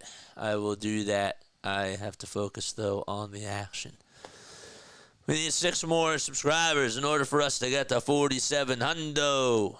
I also missed one more other comment. Let's see. We are RB stands in our house, but pit JJ more and more often. Highest quality play-by-play in the business. Let's go. I agree with that. I appreciate you guys. And shout out to RB. Shout out to DJ. Shout out to all the greats that are out there, because without them, there is no us. And that's the truth. 11:36 left to go in the third quarter, and the Sixers have the ball. It was Nick Richards that got called for an offensive foul. I don't know what they're trying to rule here, but the refs haven't even given the ball to the Sixers yet, and it's been it's felt like 10 minutes, but it's only been maybe 1.5 minutes? I don't know. Time flies when you're having fun, but when time stands still, it feels like forever, man. It really does. Sixers lead it by 18 points. They were up by 18 to end the first quarter, put up 41 against Charlotte's 23, and then Charlotte put up another 23 points in the second quarter, and the Sixers only had 17.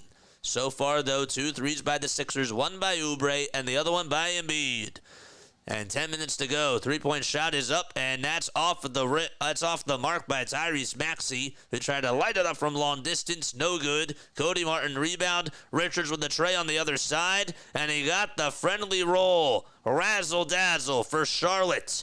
Here it is. Embiid, top of the key. Thought about taking the three-pointer, and instead he wants to dribble over towards his left side. Hands it off over to Tyrese Maxey. Maxey gets a screen from Embiid. Embiid over at the elbow, and he'll try to spin, turn, fire it back over to Maxey. Maxey with an elbow jumper. Got it! Off the dribble! Tyrese Maxey swishes it from the elbow.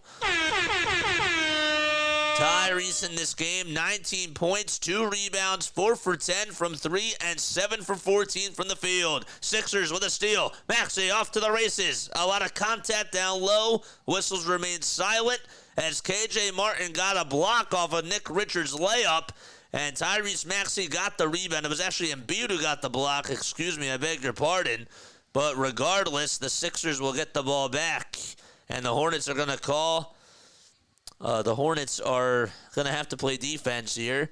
It's 66-48. George gets the lob pass from KJ Martin off the inbound. Maxey over to Embiid. Embiid wants to take his defender one-on-one, finds Maxey. Maxey back over to George. 10 seconds left on the shot clock. George inside, outside to Embiid. Embiid takes 2 jab steps. 5 seconds to go. Takes 2 steps over towards the near corner, pulls up, and knocks it down.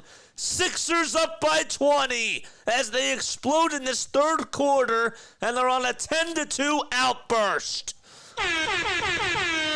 And a timeout called by Charlotte. The Sixers up 68-48. And with 9:03 left to go, a timeout is taken.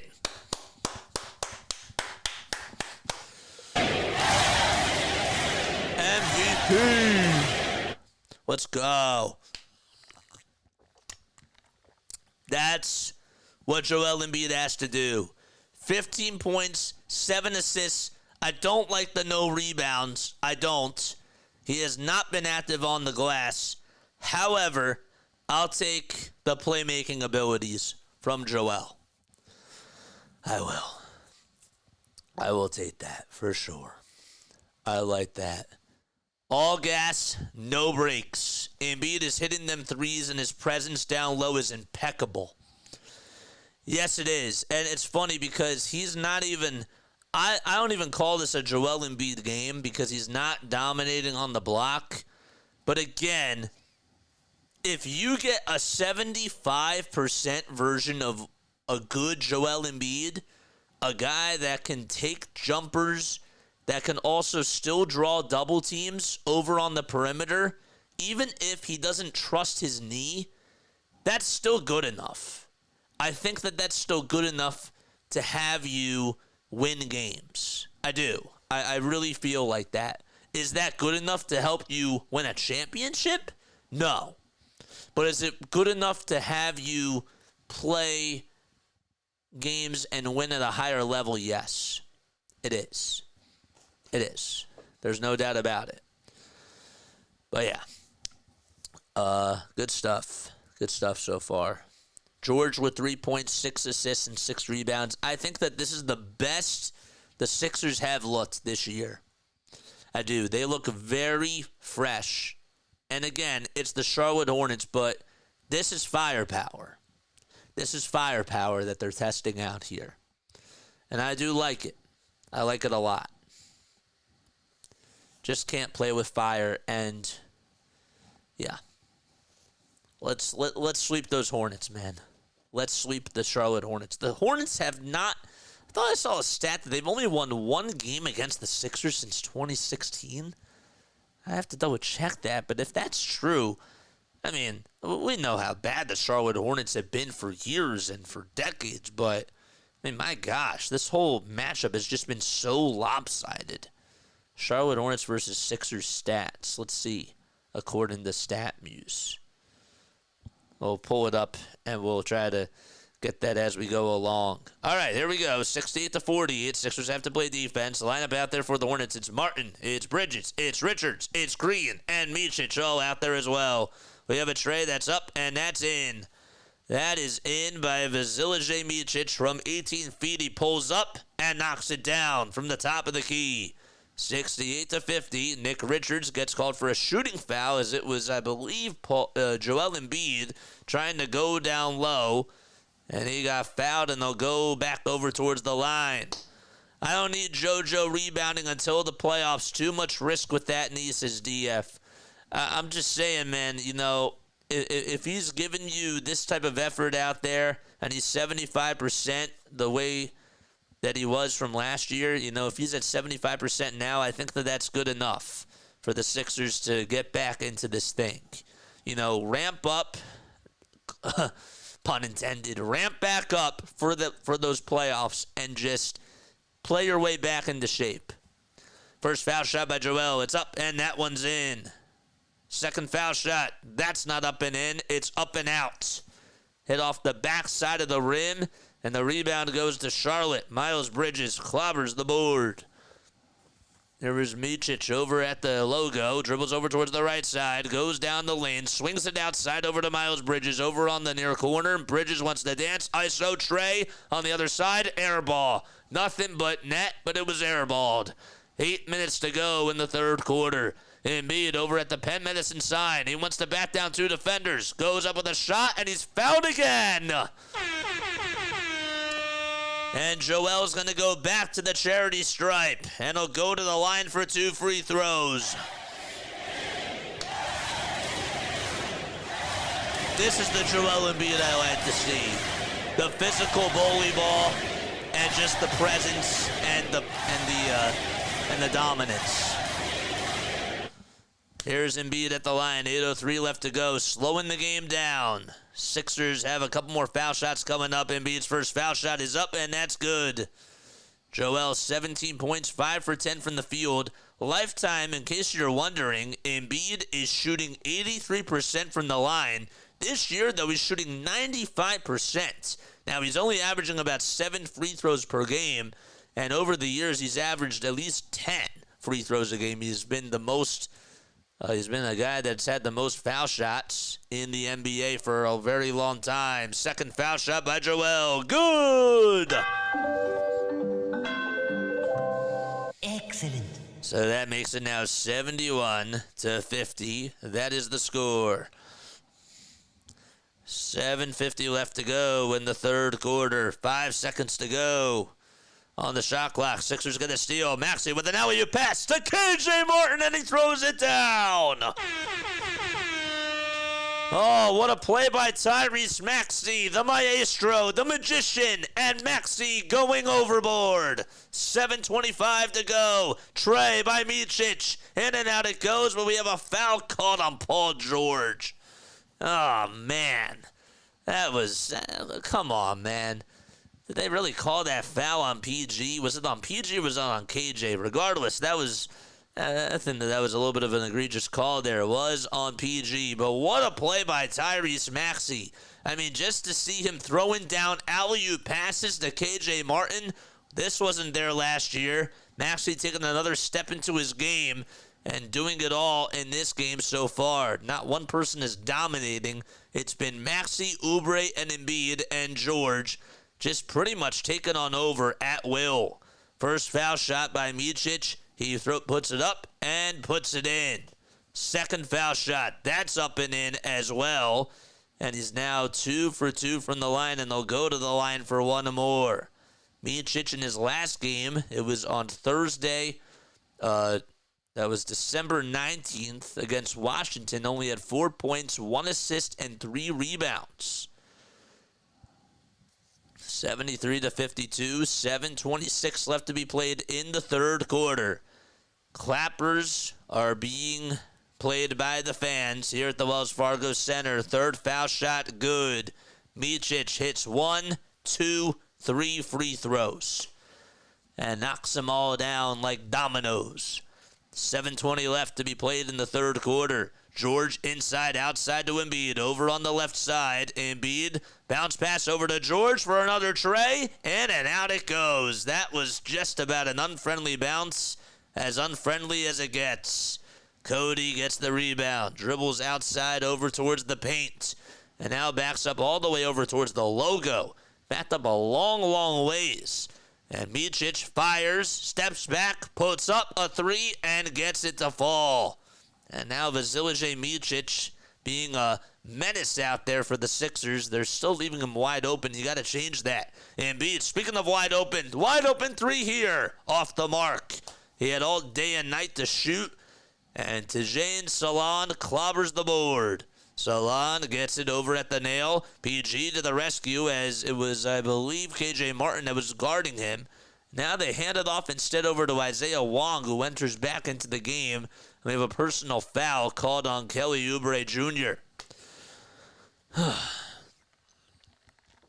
So there's about 6 minutes and 22 seconds to go. The Sixers in this quarter, though they started off very strong, they had 2 threes. They were up 6-2. One of them was by Oubre to start off the quarter. Then the other one was by Embiid. Even though they're only up by 5 in this quarter, it feels like that they should be up by more. They're just taking on over this game, and they're doing it with ease, with absolute ease. Micic, a 20-foot pull-up jumper, bang! He's been unstoppable and having the game of his life. 13 points, 1 rebound, and 2 assists. I think that's a season high for him. It has to be. Embiid with a foul line jumper. He connects on the other side and answers back. Joel Embiid able to knock it down from the free throw line. Micic, actually, his season high was 18, and that was against the Indiana Pacers. So I just wanted to follow up on that.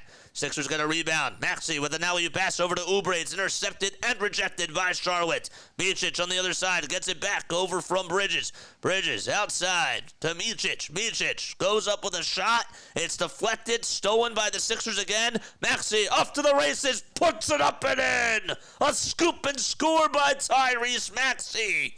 And he backpedals and has to play defense. Tyrese Maxey being the speed of light and just being able to shoot out of a cannon and go up against two defenders and get past the trees. Here's a tray by Isaiah Wong. Wong from Wonton got it. He got it. And Daquan Jeffries is able to give him the assist. Oh, man. 4:50 left to go in the third quarter. Hit that thing from another area code, and that was ridiculous. Embiid turns it over as he tries to skip pass it over to Paul George, and George was not even close to being there, and it goes out of bounds.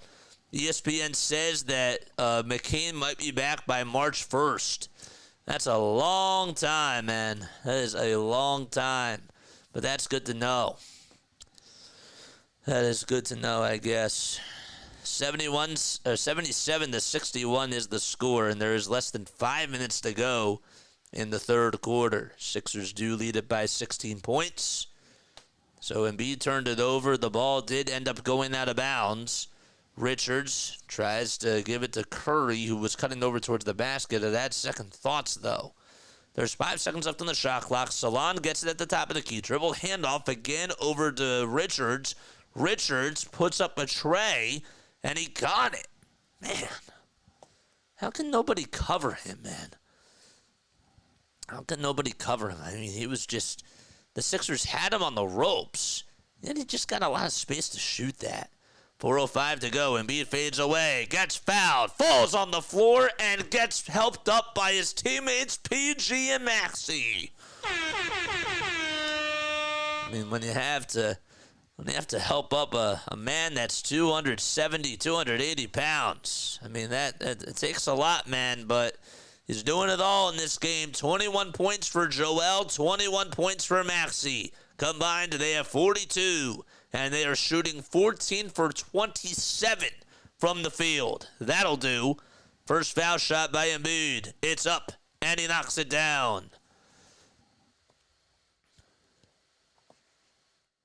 That's what the ESPN app said, so who knows? He's young. He could recover quick. He could.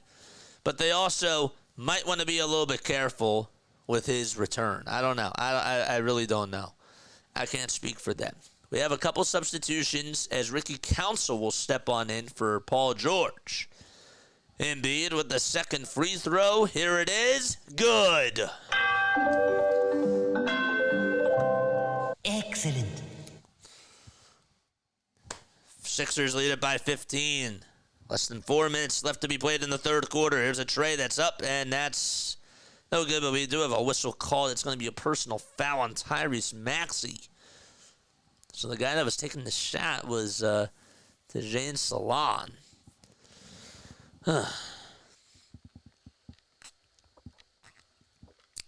Tajane Salon ended up missing that shot. And Andre Drummond will come on in for Joel Embiid. There he goes over towards the bench. Sixers very happy with his performance so far. The Cavs, as we look at the NBA scores, Cavs lead it by 18 points. The Sixers have to play against Cleveland tomorrow night. It's 69-51. And that is the score at halftime against Milwaukee, who won the NBA Cup. Here's a catch-and-shoot three-pointer. That's way off the mark. Wasn't even close, and it was airballed by about maybe a foot. I mean, that's how short it was. It was like Richards was just trying to shoot or Salam was just trying to shoot a three, and it wasn't even close to the rim. Sort of like he just was not able to put any net on or put any rim on that. 3.5 minutes to go in quarter number 3. Sixers lead it by 16 points. Maxey gets off a screen, pulls up for a tray, and I think we have a whistle against the Sixers. I think Maxey stepped out of bounds, or Drummond may have caused an illegal screen, and that's what it is. Sort of speculating for a second, but that is what it was. It is what it was. I wonder if I turn this thing up, that's where the echo comes. I got it now. I got it. That's where it comes from. How about that? Now I know. 79-63. So when I go to play these sound effects, no wonder why I hear a little echo. Because that's what happens. Huh.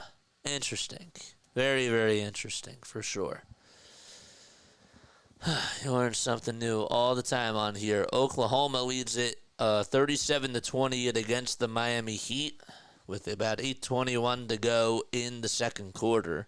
There's 3:13 left in this game. There's Tijan Salon, who goes up with a runner, and he's fouled by Andre Drummond. It was actually Isaiah Wong who got fouled. Sixers, if we take a look at their schedule coming up, we mentioned that they play the Cavaliers tomorrow night. That game will actually be at 8 o'clock. We will be covering that game. Just getting home and just getting back from our little party. And then we have the Sixers will play the San Antonio Spurs on Monday night. That game will be at 7 o'clock p.m. And then they're on Christmas Day against the Boston Celtics at 5 o'clock p.m. Eastern Time. And then they play the Utah Jazz at 9:30 p.m. on Saturday, December 18th. So we have a couple free throws coming up, and they are both good by Charlotte as they knock them down.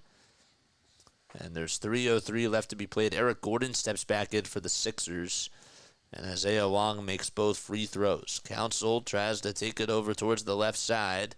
They swing it around. Council gets it back over towards the left side of the wing. Tries to float it up and in. Can't do so. And the rebound goes to the Hornets. Now you pass inside, but it is a little bit short over to Daquan Jeffries. Diabite, though, on the follow-through, is able to put it up and in, and the Sixers will call for time as they lead it by a baker's dozen with 2:39 left to be played in quarter number 3. They'll be back in just a few moments. That's their first time out that they're going to burn here in this third quarter. And they'll be back. All right. A Ricky Council sighting. What's going on? What's going on? ESPN says that McCain. I didn't know that you had one. Tell me the name. You have a channel? Dude, post that link. There it is. I'll have to check that out. Nice. Very cool. If you are new to the channel, don't forget to like. Don't forget to subscribe. Turn on those notification bell icons as well, and that way you'll know when we go live on Play-by-Play with JJ. We need 6 more subscribers in order for us to get to 4,700. We got 29 people that are tuning in. What else? What else is new? What else is new? Let's come up with another poll question. Let's do that right now. Let's do this. Okay. Who is the leader of the Sixers? Who is the leader of the Philadelphia 76ers? Who is the leader of the Sixers? Is it Maxey? Is it PG? Or is it Embiid still? Whose team is it now? Who is the leader of the Sixers? I think that we should have a legitimate question. It's not who's the best player on the Sixers. It's who's the leader. Is the individual player stats? Yeah, I don't have a way for me to come up with that. I've been trying to explore a different way to do it for a little bit of time, but I can't do it. I like this little setup here. I'd have to figure out how to play with the hub again, and I don't know what I would get rid of. So, it's a good critique. It is. And I've been trying to think about something like that for a while. I don't know. Something has to give, though. Something has to give. I mean, what I could do is I could make a separate, scene, and I could put up the player stats over there and have that up maybe at halftime. or maybe like when we go to a break. But as the game is going on, I don't know. I've been trying to think about what I could do. Lowry is the leader of the team. Kyle Lowry. None of the above. I'm just kidding. But yeah, that's a fair point, though. That's a fair point. I've been trying to work on that. I just don't know how to do it. If you have any suggestions, though, please let me know. All right, 81-66 is the score as the Sixers have scored a bucket. Don't know who got the bucket. I will get you to that in just a few moments. It was Oubre. Tyrese Maxey comes away with a block. Here comes a fast break by Ricky Council IV, and he tries to sledge it in, but he's fouled. Council was just about an inch away from making the roof go on fire. Almost raised that roof, and Daquan Jeffries was the one that got into the way. He blocked him, but tell you what, I didn't really see a lot of contact there. I think that was just all ball. Daquan Jeffries gets called for a shooting foul, and I'm not usually one to go against the Sixers there, but that looked like it was all ball. First foul shot, that's up, and that's good. Council got to cover him when he was in the G League for the Delaware Bluecoats for the last couple of years, and guy that was undrafted by the Sixers and has had a pretty interesting story. Just making his way to the NBA. It's pretty impressive with what he's been able to do. Second foul shot by Ricky Council IV. It's good. Excellent. Sixers lead it by 17 points. Diabite hands it off over to Seth Curry. Seth takes it all the way towards the cup. Can't make the wide open layup. Diabite, though, grabs the offensive rebound as he tried to put it up and in himself. Tijan ends up going up with a shot. Hands it off over to Daquan Jeffries, and he faked everybody out. And Daquan solos it himself. And he gets the two-handed jam. Oh, man.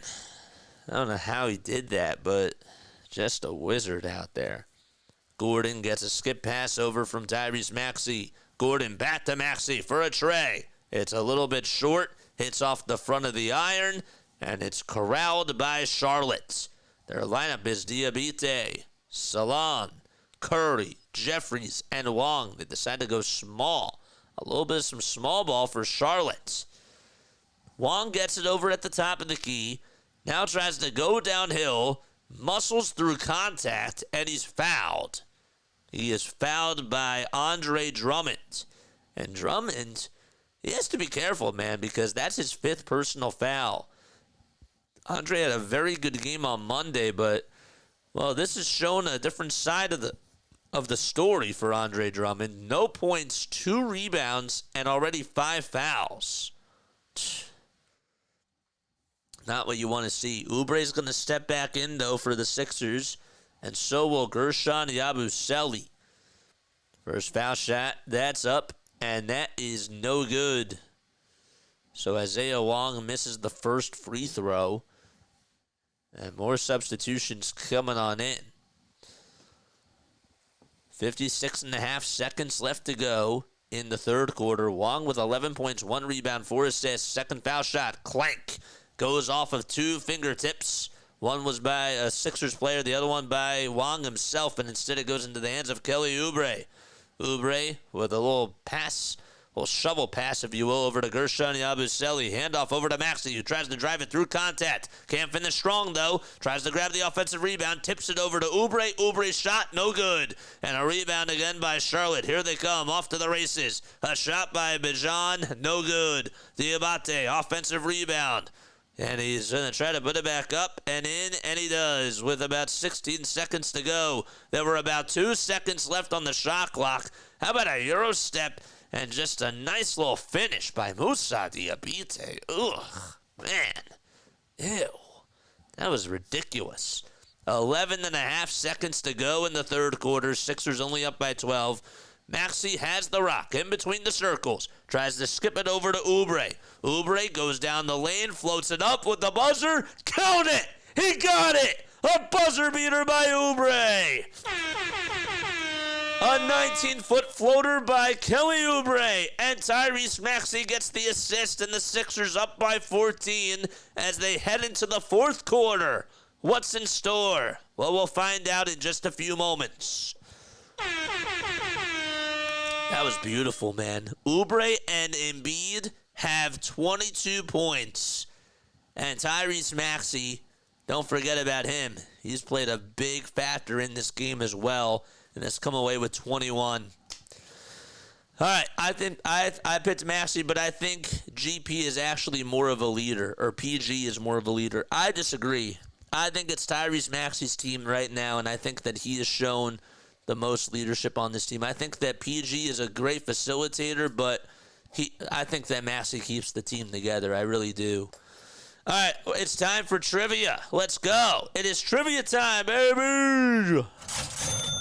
All right, I'm going to ask you a Sixers trivia question. If you get it right, you will hear this. If you get it wrong, you will hear this.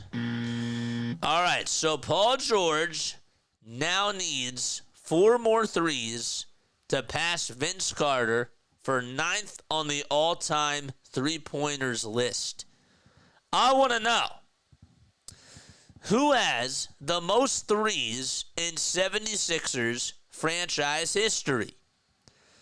Who has the most threes in Philadelphia 76ers franchise history? Let me know down below. Who has it? Who has the most threes in Philadelphia 76ers franchise history? Anybody want to guess? 3-pointers made. That's what it is. I said GP too much. Too much wine for me. George Paul. Anybody want to guess who has the most threes in Philadelphia 76ers history?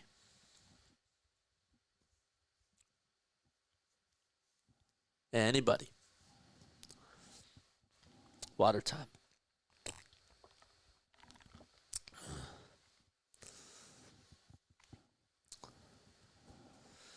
Start the fourth quarter. Sixers up by 16 points. Actually up by 14, excuse me. It's 85-71. Dana Barros, who has the most three-pointers made in 76ers franchise history. Maurice Cheeks. Second shot that goes up, that's no good. All right, it's 85-71, 11:35 left to go. It's Bridges, Green, Micic, Diabate, and Jeffries all out there for the Hornets. Sixers come away with a steal from Ricky Council. Council will solo it and throw it down with a flush. Ricky Council the fourth, being a man amongst boys. Oh my, that's too easy. That's too easy, says Jane. What's the answer? It's not Mo Cheeks. Nope. It's not. I'll tell you who else it's not. It's not Andre Iguodala. It's not Andre Iguodala. It's Allen Iverson, the other AI. Got it. Yes, Allen Iverson. Now, who's second on the Sixers all-time three-points list? Does anybody know that? That's a tougher one. Second, there's a shot by Micic. He gets it up and gets it in. A step back. Jay. Ugh. Man. He was putting his defender on an island all by himself and took him one-on-one and still got that three to fall. George gets it over at the top of the key, finds Eric Gordon down low. Gordon hands it off over to Gershon Yabusele. He wants to take his defender to SEPTA, and he does. He puts up a turnaround baby hook over Vasilije Micic, and the Sixers in the driver's seat up by 16. Allen Iverson is correct. So who's second on the all-time Sixers three-point list? That was my other question. There's a three-pointer that's up and no good. Paul George comes away with a defensive rebound off of the missed tray by Miles Bridges. Hershey Hawkins, that's incorrect. Council got called for a charge, really? Ricky Council was leaning into his defender. I don't even know how that was a charge. 10-14 left to go. Kyle Korver. No. You shut up. Nah, this is really like where I wanted to get you guys. Who is second on the all-time three-pointers list? This is a tough one. It's not who you think it is. It's not who you think it is. You probably, I'll put it to you that way. 89-73. Miles Bridges still out there for the Hornets. Remember, there's no LaMelo Ball. 9:58 left to go in the fourth quarter. We have a shot that goes up, and that's good by Bridges. And a foul. Oof. Ouch. Council gets called for a shooting foul, and the Sixers have to have Miles Bridges go to the line for one more. It is Robert Covington. That is correct. Robert Covington, who actually was back on the Sixers last year, he said that he was coming after the three-point record. But he was just 151 threes, 151 threes in second place. So he was 151 threes down. 9:45 to go in the fourth quarter. I really wanted him to come back and try to break that record, though, not going to lie. Gordon catches, lights it up for three. That's short. 9:35 to go. Sixers only up by 13 points now. George gets the interception off the bad pass by Charlotte. Diabite got the steal. George gets it from Council. Council back to George. George parts the Red Sea. Floats it up. No good. It was an underhanded scoop on the left side of the baseline. He didn't know what he was going to do, a reverse layup or just an underhanded layup. I think he got caught in a trap. Micic, step back, three-pointer, bang. My goodness, Vasilije Micic. What a ball game. 15 points for him, and every single point that he has hit has been a stabber. Really. It's just been that type of a day. He's been just a pest out there for the Sixers to deal with. Gershon Yabusele gets tripped up over down low on the baseline, loses the ball, but I think we have a foul called on Charlotte, and there's about 4.2 seconds to go on the shot clock. So we got to fasten our seatbelts here. It's now getting into a little bit of a dogfight, and the Sixers had a comfortable lead for a while, but starting to get a little bit unsettling. 4.2 seconds left to go on the shot clock. They're actually going to call for a jump ball between Gershon Yabusele and Josh Green. So if the Sixers win the tip, and Yabusele does have the height advantage, then they only have 4.2 seconds on the shot clock. Sixers tried to tip it. It goes out of bounds. Yabusele had it, and then it just went into a bad spot over towards the scorer's table and knocked out of bounds. 8:49 left to be played in the fourth quarter, and Charlotte can cut the lead into single digits for the first time since the beginning of the third quarter. Here's Bridges down low, pick and roll offense to Richards. Richards goes up with a shot. He's fouled. The Sixers tonight have really been getting cooked without Embiid out there, and you can really see that. We've been talking about it for years and years and years that when Joel's just not out there, the backup center becomes a problem. And, Gershon Yabusele is out there, and that's because Andre Drummond is in foul trouble.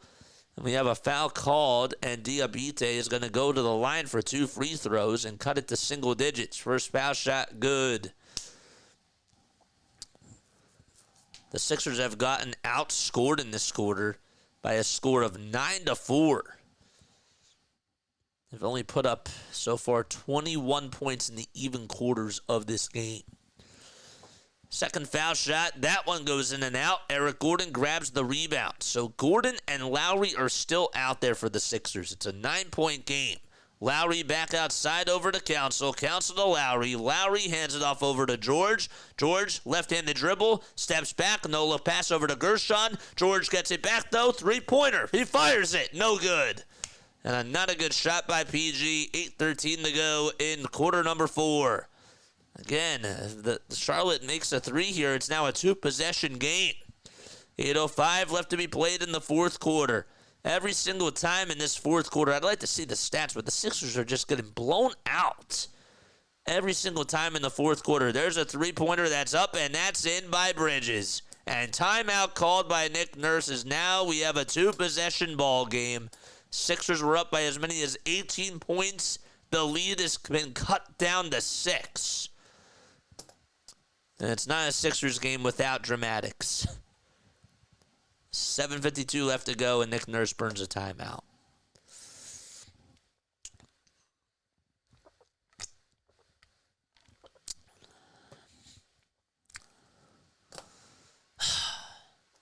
This team annoys me, man. This team really annoys me. I don't get it. They're like shooting themselves in the foot, dude. Get them out there. Let's go starters. Ugh. I don't know, man. George is not shooting the ball well in this fourth quarter. But I'll tell you what, 9 rebounds, 7 assists, 3 steals. I still think he's playing a pretty good game. He's just not having a good shooting night. Jacob Marino says, I understand that Nurse has to play Lowry and Gordon over McCain's minutes. No, he doesn't have to play them. He can play Reggie Jackson, dude. He can play Reggie Jackson, and yet Reggie Jackson's a better option. I don't get it. No excuses. There's none. Why they should be out there, there shouldn't be any excuses. JJ it's the coaches that annoy me, says Scott. Yeah. I'm with you. I'm with you. I'm with you. If they... see what happens. This is literally what Doc Rivers would do. Doc Rivers would just put in the guys that just couldn't play at a high level anymore, sit Joel Embiid for as long as he could, and then just, be like, Joel, now we need you. Now we need you. Thought we were over this, man. It's not even, it's not funny. It's not funny anymore. I really thought we were over this. Come on. All right. Just get the W. That's all I care about. Hornets are on a 12-2 run over the last 3 minutes and 9 seconds. They were actually the ones that called for time. Sixers and Hornets have 3 timeouts left each. George, Embiid, Oubre, Yabusele, and Lowry all out there. There's a 3-pointer by the Sixers. Gershon gets the rebound, swings it back outside over to Embiid, who's over at the corner, and the ball gets deflected out of bounds. I don't know why he took a dribble there. He didn't really have any sort of space to operate, but regardless, it'll still be Sixers basketball with 7:30 left to go. And the Hornets are now going to call for a timeout here, and I think that they're going to challenge this, and they will. They will most certainly challenge this.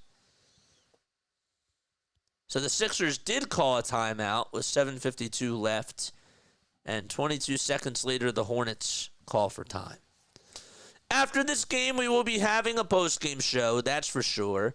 We need 6 more subscribers on YouTube to hit that subscribe button and help us get to 4,700 subscribers.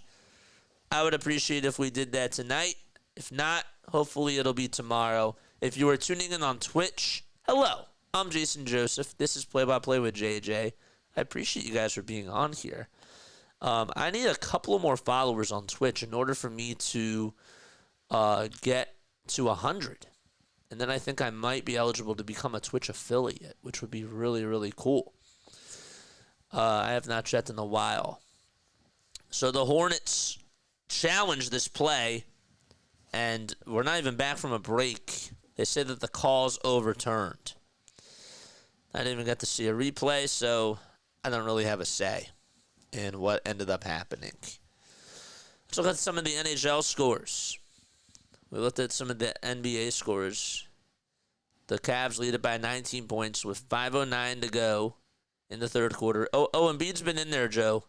He's been in there for about 20 seconds. They just called for a timeout, though, Charlotte, and they challenged the play. That was last touch by Joel. Hit off of his knee. The Miami Heat are down by 3, 50-47 at the half. That's the score there. And in the NHL, we got a lot of games going on. We'll have to cover that in just a little bit of time. Maple Leafs do lead a 5-2 against Buffalo in the third period. That's been going on for about 8 minutes.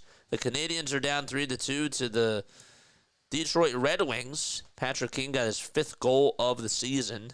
There's 14:25 to go in the third frame. Panthers and St. Louis Blues are knotted up at 1 apiece, as they are also in their third period. Capitals are pitching a shutout to the Carolina Hurricanes, 3-0. And the third period just got started in Washington, in the nation's capital. The Rangers have a 2-1 lead against the Dallas Stars. Rangers are just 15-15-1, and the Stars are 19-12-0. There's 44 seconds left in the second quarter.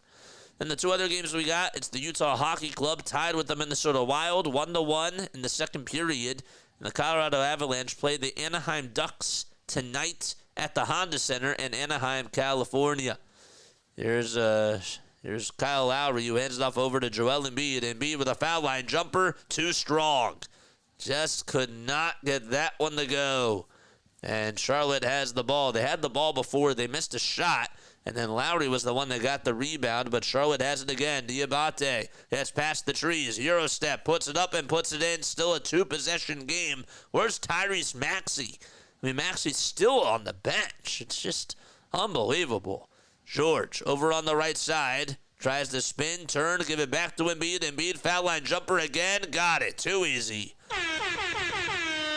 91-85 with 6.5 minutes left to go. And it's now getting close. Clock is ticking, and there's still plenty of game left to be played. Here's Bridges on an ISO. Gets a little floater up and in on Joel Embiid's head, and it's back to a 4-point ball game. 6 minutes and 15 seconds to go. Embiid takes it to the rack, puts it up, and scores.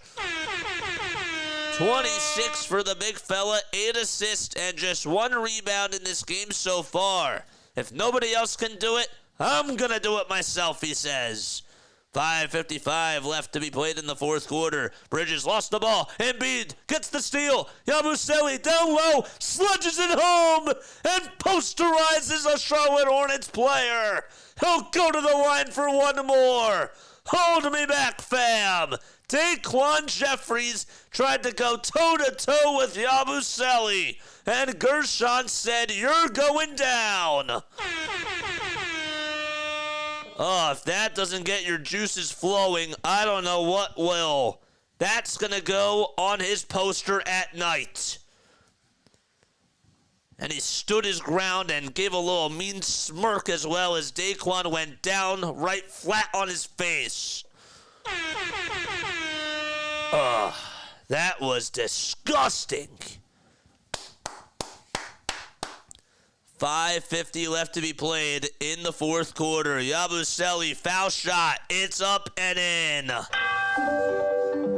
Yabu's in the chat, baby. Let's go. 96-87. 5:40 left to be played in the fourth quarter. Ball gets knocked loose. Bridges gets it back. 5:35 to go. 8 seconds left on the shot clock. Micic gets it deflected off of Yabusele's hands, and unfortunately it goes into Nick Richards' hands, who is underneath the basket. There's a foul called, though, on Joel Embiid. That poster by Gershon was absolutely ridiculous. I mean, my goodness, man. That was awesome. 3.7 seconds to go. It just sort of was in flight mode, and he had his right hand go right into the rim, and Jeffries just got pushed right down to the ground. That was awesome. This is going to be an official review here to see if whether or not Embiid should be called for a shooting foul. This is just his second personal foul if the call does stand. Are they going to look to see if this is a flagrant? Is that what it is?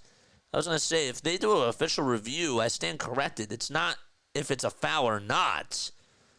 But Embiid is going to be looked upon here. Is this a flagrant foul? He made contact with Nick Richards' head. Maxey is back out there for the Sixers. He grabbed on to his neck just a little bit. It was not intentional. It wasn't. Was it a little bit excessive? Maybe.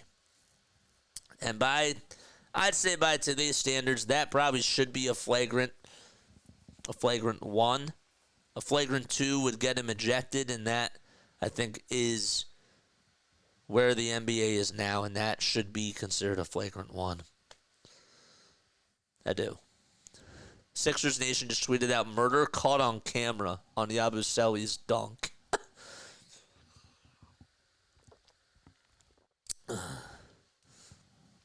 My juice is flowing, and now I'm soaking wet. Thanks, JJ. Jay, I think you have to. You might be a little bit behind. I don't know. You might be, though.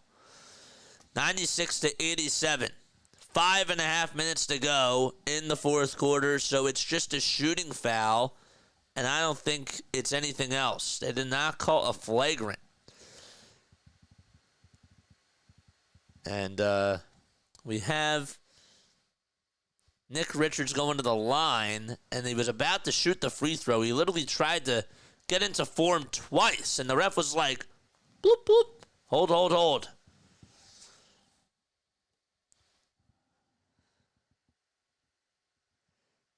And they have to try to dry the ball. They use a towel to wipe off the sweat. 5.5 minutes left to go in the fourth quarter. Richards re-enters at the foul line. First foul shot by Nick Richards. It goes down the drain, green light. KJ Martin will enter back in.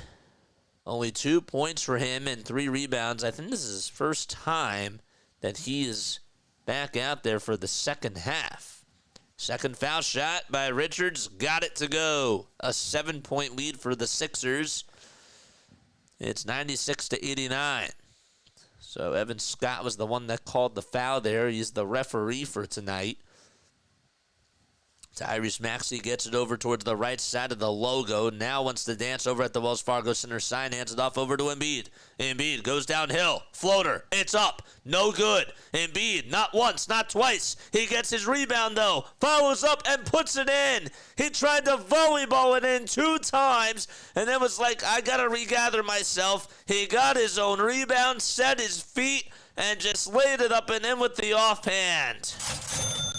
28 points for Embiid. Got to get back on defense, though. Bridges goes up with a shot. Got it to go with 4:48 left to be played. Miles Bridges with a little floater inside. 10 points for him, though. 7 rebounds. Maxey and Embiid playing a 2-man game. Maxey lobs it over to Embiid. Embiid over at the nail. 5 seconds to go. He gets going. Goes downhill. Pump fake. Puts it up and in with the left-handed scoop. The defenders thought maybe he was going to dunk it. And he was like, nope, I'm just going to hit you with an easy little Euro step and go up with my left hand. Bridges, Trey, got it. Bullseye.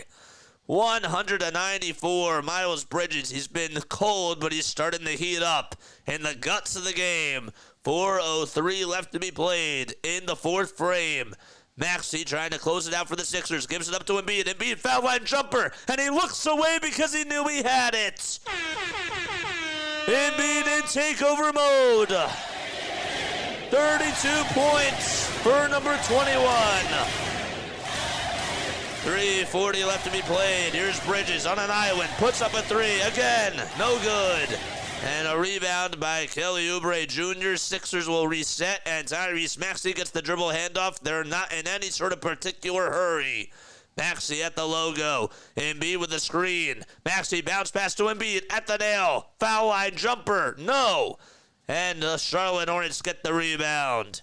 102-94, and there's 3 minutes left to be played. Micic on a screen, tries to go up against Embiid. Richards gets it blocked by Joel, and it's still going to be stayed in Charlotte territory. Embiid got hit, and he is sitting up right now and gets pulled up by Paul George and Kelly Oubre.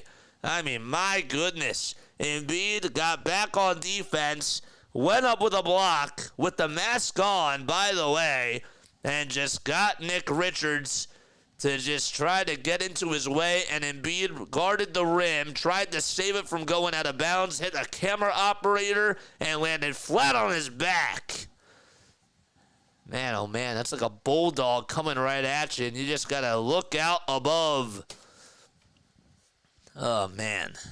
102-94, still Charlotte basketball. Micic on the far side, steps back, pulls up with a mid-range J. Embiid says, I've had enough, and he grabs the rebound. 6 boards now for Embiid, 32 points and 8 assists. It's been the Joel Embiid show in the fourth quarter over these last 3 minutes. George gets it over at the Toyota sign. Sixers trying to close this one out. 2:45 to go. George steps back and finally knocks down a corner J. 2:35 left in the fourth quarter. Sixers have gotten the lead back up to 10. It was down to 2 possessions. Bridges inside, rejected by Embiid. George, rebound, outlet pass over to Joel. Embiid over at the nail again. Ridiculous defense by the big fella. Embiid wants to try to dance again on Richards. Steps back, puts up a 2, and it's a little bit short again. Hit off the front of the rim, then hit the back iron, and then it went off towards the left side. Micic with a bounce pass downhill, and a foul called. It'll be a personal foul on Joel Embiid. Or sorry, it'll actually be on Paul George, that is. And Richards will head to the charity stripe. This is awesome, man. Joel Embiid has been the man tonight. The best game of the season for Joel Embiid, and it's not even close. 104-94. We have a lot of thoughts, and we want to get to that after this game is done. Richards' first foul shot hits off the front of the rim, and it's no good. Bricking for chicken, baby. Let's go. Let's go, baby. Second foul shot by Richards. Here it is. It's up. No good. And free 3 Chick-fil-A McNuggets for Sixers fans. Excellent. And a rebound by Philadelphia. Maxey gets fouled. Franklin the dog is dancing, and the Sixers already up by 10 with 1:58 to go. Let's go. Let's go, baby. Free Chick-fil-A for Sixers fans.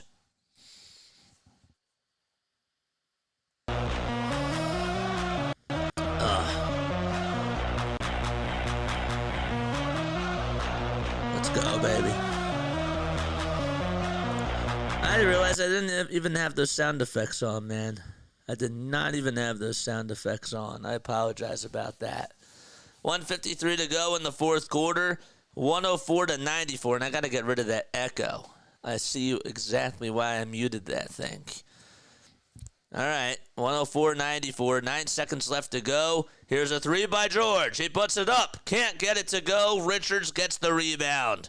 Bilks for chicken, says Joseph Coffey. Oh, man, that's funny. 90 seconds left to be played in the fourth frame. Here's a 3 by Micic. He puts it up. No good. He tried to go into desperation mode. Hornets get the rebound. Micic gets the follow-through and scoops and scores. 104-96 with 1:20 left to be played in the fourth quarter. And the Sixers are going to try to close it out now. Maxey wants to milk the clock down. Time is on their side. They just got to kill that clock. 1:03 left. Maxey zigzags through the lane, finds Embiid. Embiid wants to take it to the cup, scoops and scores with the right hand again. 106 to 96 with 51 seconds to go. And with that, we have a foul on PG.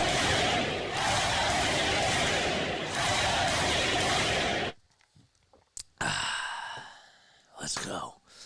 Miles Bridges now going to go to the line to shoot a pair of free throws. Embiid, 34 points, 8 assists, 5 rebounds, and doing it all. Foul shot up and in by Charlotte, and Miles Bridges comes through with the first foul shot. How about Paul George? 5 points, 8 assists, and 10 rebounds. I mean, he has not had a good shooting night, but I will tell you this. His defense and his playmaking have been A+ today. 106 to 97. Bridges at the line for one more. He puts it up and puts it in. And it's an 8-point game. One more bucket should absolutely do it for the Sixers. 46 seconds to go. Maxey gets double-teamed. Gets the ball not to lose, but a foul called on Charlotte. And the Sixers have now reached the foul limit. That kid was lit. Dude, that's funny because I saw it on the screen as well. Joel MVP for the game. It's been a while. It's felt like a decade. George will inbound it for Philadelphia. PG hands it off over to Tyrese Maxey. 13 seconds left on the game clock. On the shot clock, that is. Embiid gives it back over to Maxey. 5 seconds to go. Maxey gives it. Goes downhill. Gets the bucket. And he'll go to the line for one more. Tyrese Maxey, a flash of lightning. You thought maybe he was going to give it to Embiid, and then Embiid was like, go, kid, go. Number 0 being a hero for Philadelphia. And that's just a weird foul. 32 seconds to go. And Maxey with the foul shot, no good. Rebound, though, by Charlotte, and a timeout called with 32.1 seconds left. Let's go.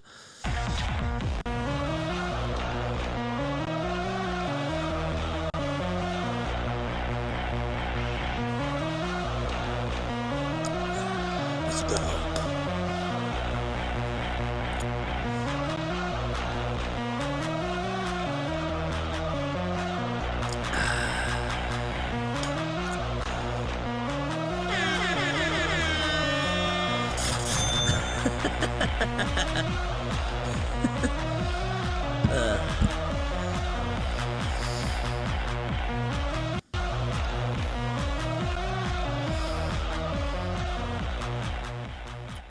Nice. Very nice. That's cool. Good win for the Sixers. Yeah, we still got 32.7 seconds to go, but I don't see this coming back. Good win? Yes and no. I'm not going to try to get nitpicky, but I can't lie to you. I didn't like how the fourth quarter was operated. But I'll tell you this, Joel Embiid is back. I think he's back. I think he's getting...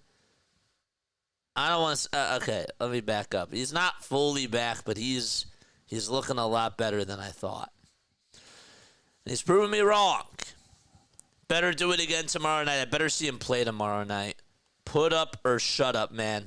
32 seconds to go. Inbound goes to Charlotte. Charlotte gets the rebound off of the bad play on offense. George blocks the shot from Miles Bridges. Bridges tried to gather the rebound, lost the basketball, and the Sixers will take on over with 22 seconds to go. Paul George being a menace on defense again, and that's going to do it. The Sixers hang on and beat the Hornets, and they sweep them out of this season. 4 games, they win all 4 against Charlotte. Ring the bell, Philadelphia. Let's go.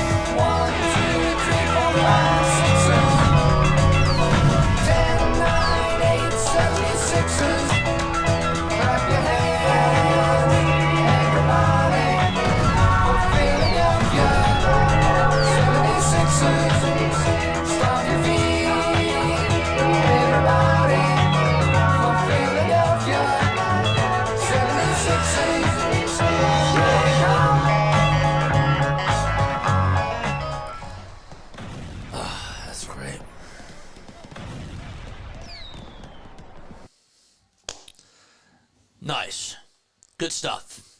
Good stuff. All right. Let's go back to the studio mode. All right? Let's do that right now. All right. I will actually be right back in just a few moments because I want to do a little post-game show. So don't go anywhere. Don't go anywhere. I promise I will be right back in just a little bit. All right? See you soon.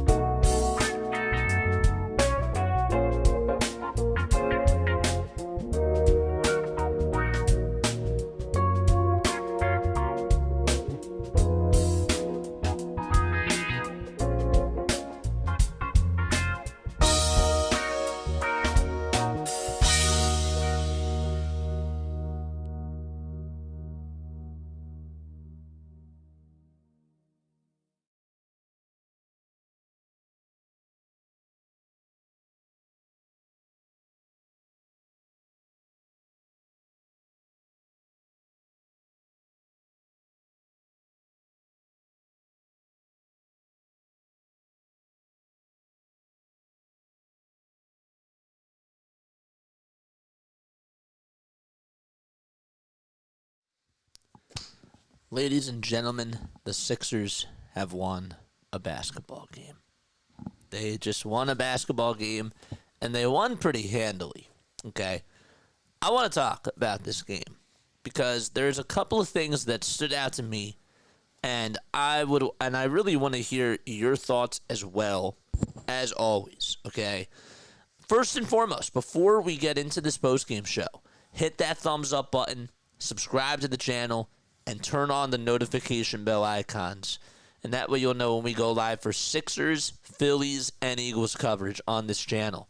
I'm also going to have a podcast coming out tomorrow about Max Kepler going to the Phillies. In case you want to tune into that, if you're more of a baseball person, you're more than welcome to join me for that as well.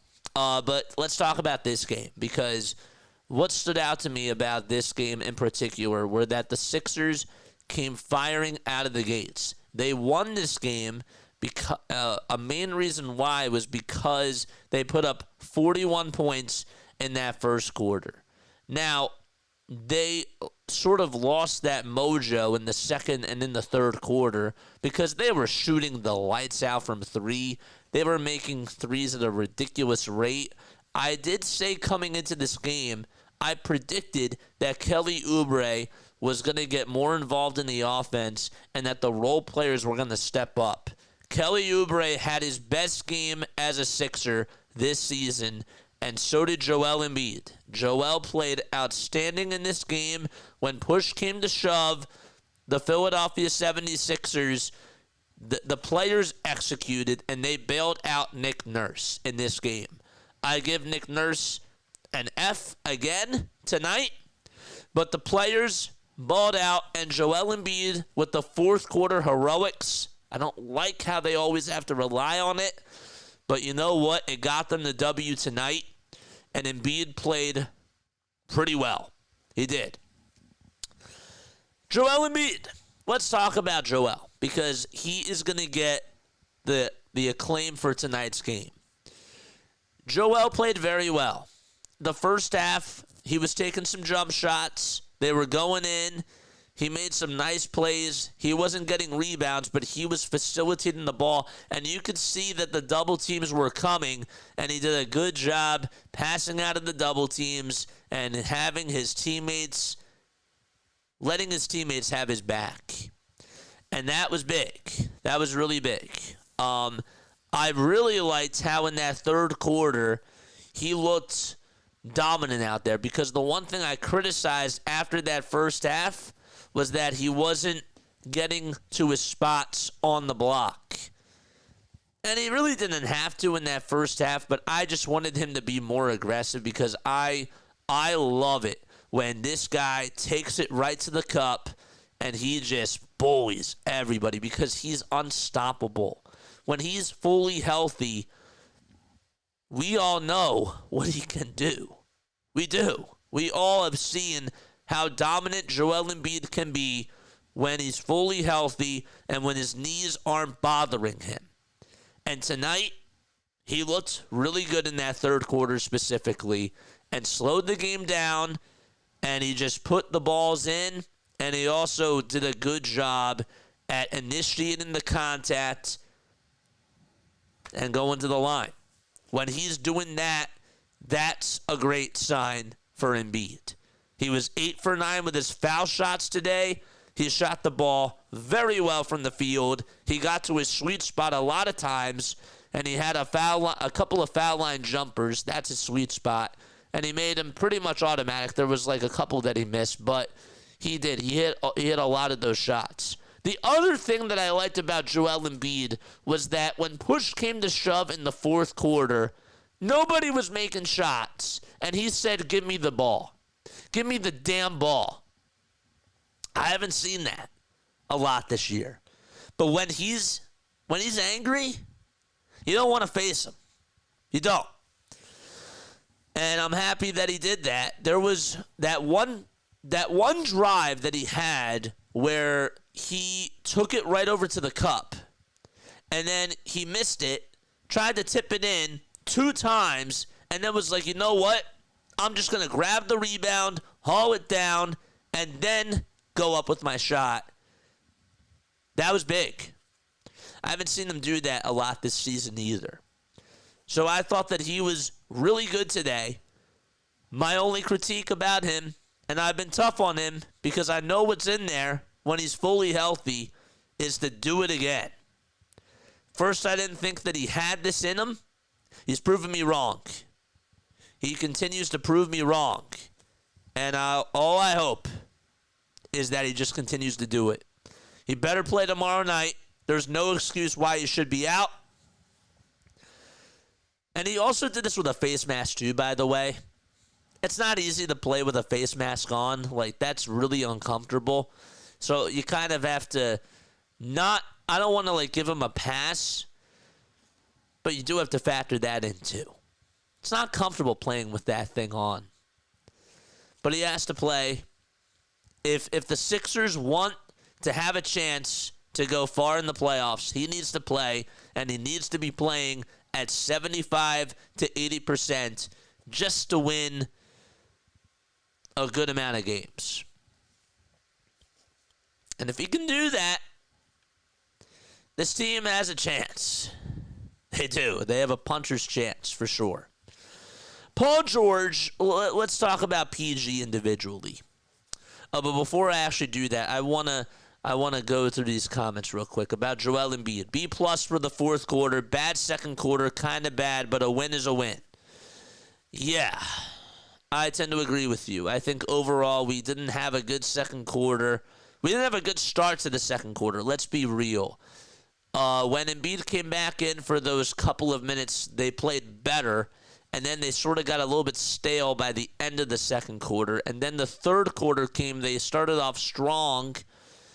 And then they ended a little bit out of sorts. During the middle of that, that's when, Charlotte went on a little run. Sixers couldn't really get some buckets in there. And then they finally, were able to go toe-to-toe with Charlotte to end the third quarter. And then the fourth quarter was just ridiculous. We'll get to the fourth quarter in a little bit, but I just want to hear thoughts about Embiid. Joel Embiid was by far the MVP of this game. They don't win this game without him, and he looked great. He also had two big blocks. Dude, he had two big blocks down the stretch. And those blocks were also a sign because guess what? I didn't really see a lot of jumping in before. I saw that tonight. I did. I saw him jump pretty high and get back on the defensive side, and he had enough stamina because sometimes he doesn't have that, or at least at times during the season, he didn't really have that. But now I think he's getting in there. I think he's getting back into shape, and he's playing more towards his true self. And again, I didn't think he had that in him. And he's starting to prove me wrong. I love it when people prove me wrong. No doubt about it. Great game and great announcing. Thanks, Mark. I appreciate you. Let's talk about Paul George because people are going to say that Paul George did not have a good game today. Paul George did not have a good shooting night today. But even though he was 2 for 12 from the field and 1 for 7 from 3, I thought that he played pretty good. He had a nice block at the end, by the way, and that was, I guess you could call that, it wasn't really garbage time, but it was just to, put the dagger in it, if you will. If Charlotte had any life left, it was that three-pointer, and he was just like, boom, and then Charlotte was just done. Charlotte was done after that. But his defense was a big difference, too. Paul George's defense, he's still playing at a B+ defensive level. And he's older, but I thought he did some great things defensively. He took Miles Bridges out of this game for a very long time. He made Miles Bridges into a passer, and that's why Miles Bridges had 5 turnovers.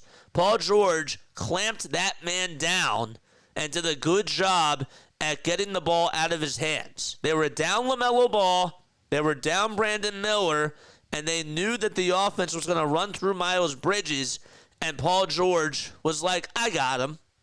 And he did what he could. Now, Miles did end up getting a little bit hot at the end, and thankfully that didn't come back to bite the Sixers. But overall, Paul George contested a lot of jumpers from Miles Bridges, and I thought that that was a big key to how the Sixers won this game. Now, unfortunately, Vasilije Micic was getting off a lot of shots, and he was making them pay, and for some reason kept Charlotte into that game. But the Sixers finally did make the adjustments, and guess who started guarding him? PG. And Nick Nurse did make that adjustment. He did. He did end up making that adjustment. But overall, and we'll get to Nick Nurse in a second, Nick Nurse had a terrible game again today, I thought, rotations-wise. And even some of his play calls were really bad again. I'll never understand it, whatever. You know, Nick Nurse getting lost in the sauce with the Sixers, I don't get it. But Paul George, we're focusing on him. Paul George was really good today. And if you're just looking at the box score, it doesn't tell the full story. He was passing the ball very well. He got his teammates involved. He made a lot of quick decisions, Paul George, and only had 2 turnovers. And he played incredible defense and really did a good job of getting his teammates involved. I liked the ball movement from Paul George tonight. Tyrese Maxey, 38 minutes for him. He had 23 points. When he needed to step up, he stepped up. Now, he started off shooting so well from 3. He was 4 for his first 6, and then was 0 for his last 5. I need him to take those shots. I need him to shoot. Whenever he has a wide open shot, you got to take the shot. You just do. You have to take the shot. And I'm fine with him taking it because the Sixers don't really have a lot of scoring. You lost Jared McCain. You know, Paul George, it's not his night. So Oubre is stepping up, and Kelly Oubre was I think that actually Oubre was the most valuable player tonight, and Joel Embiid was the best player out there tonight, and we'll have that convo in a bit too. But Maxey, I thought, did what he had to do, and I thought that he was a great partner in crime for Joel Embiid. You know? I thought that he played really well. He also had a block. He had a steal as well.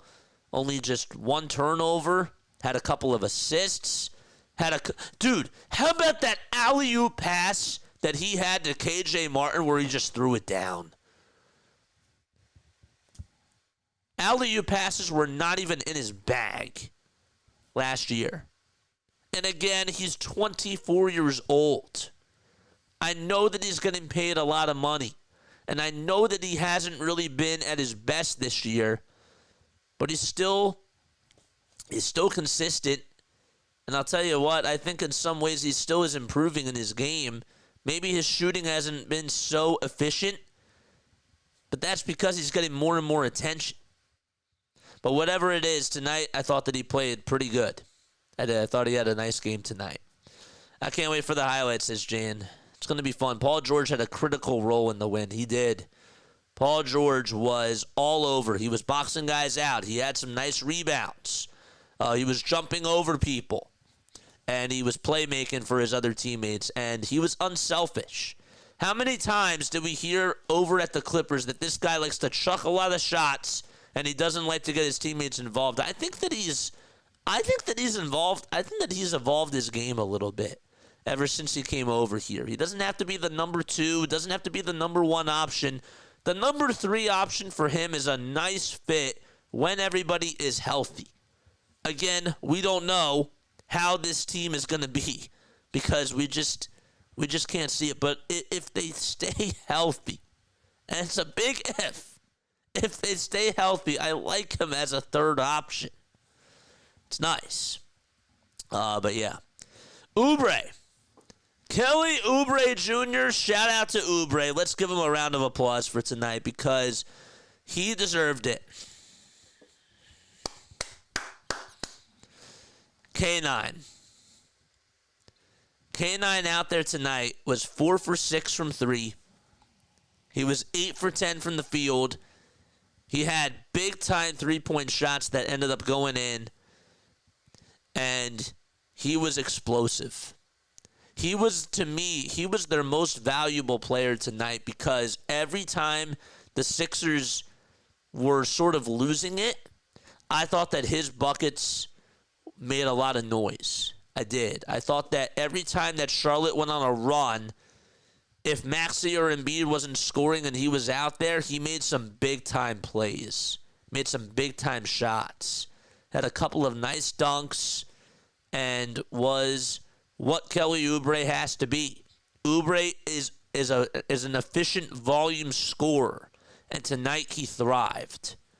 So I thought that his play was so valuable tonight, and he played 39 minutes. He played a lot of minutes out there, and yet gave you very, very good, consistent production. Ricky Council also balled out to 11 points, 13 minutes for him off the bench. Only 2 rebounds, but, man, his dunks are fun. When the Sixers play athletic guys, they have a better chance of winning games. And I thought that they did a great job with that. Gershon Yabusele, dude, if there's anything that I take away from this game, and I've taken away a lot, my man Gershon Yabusele, dude, I'm going to cut that poster that he had off of Daquan Jeffries because I think that ended his basketball career. I do. You can't play after that, man. Like, come on, bro. He literally just shoved you down and just sledged it all over your face. That was awesome. We haven't seen that this year from a Sixers player, and that was exciting. That was eye-popping. And again, a guy who just played overseas for 5 years, was drafted into the NBA by the Celtics. I know I keep repeating that story, but it really is like a fairy tale of a story for him. Like, his life could literally be a movie. Like, imagine if he goes on, and I'm just saying hypothetically speaking, imagine if he wins a championship at the NBA level, and just hearing his story of what he had to go through after coming into the league, being drafted by the Boston Celtics, and then having to play overseas for 5 years. And the reason why he came back into the NBA was because he balled out in the Olympics and had a huge block on LeBron James in, I think it was the gold medal match. I could be wrong. But regardless, that got him an NBA contract. It's really impressive what he's able to do on the basketball court. And I think that we're going to look back on him and we're going to be like, wow, this guy is a gem.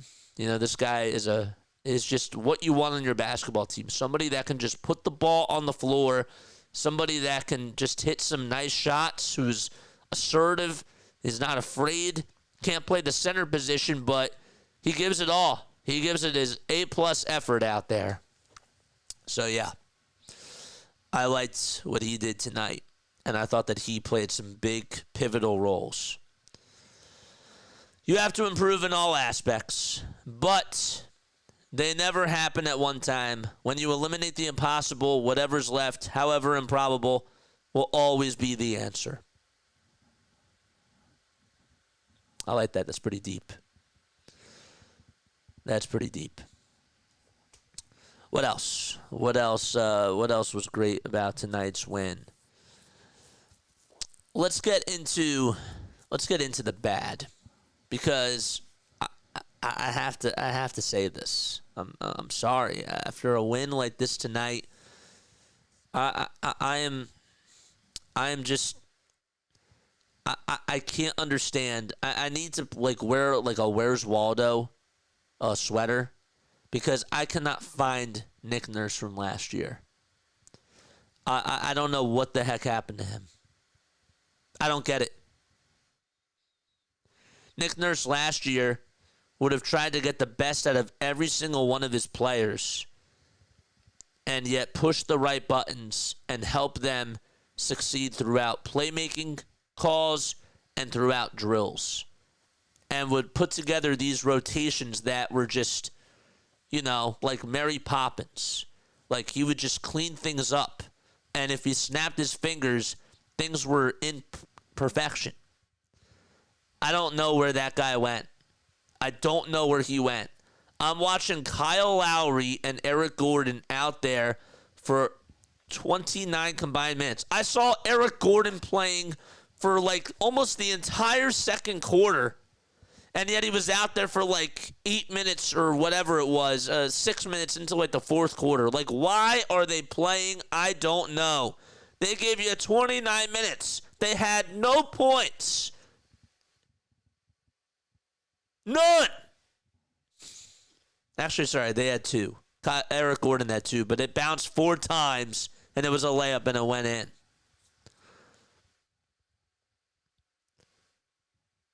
It makes no sense. I will never understand that. Reggie Jackson's over on the bench. I played Jeff Doughton Jr. over Kyle Lowry.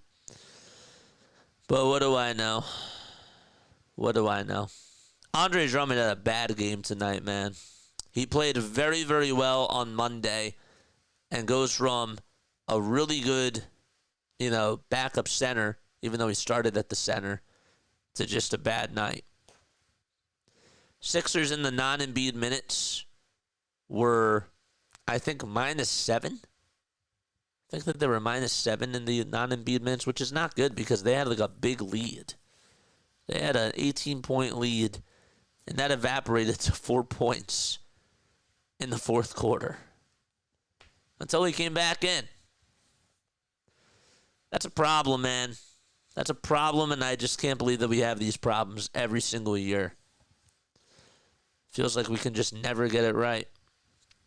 But other than that, I thought that the big three had their best game tonight. The big three for the Sixers tonight were overall 23 for 54, which isn't so bad. They combined to get you 62 points, even though 57 of them came from Embiid and Maxey. But here is the stat that I like from that big three. They also got you a combined 23 assists.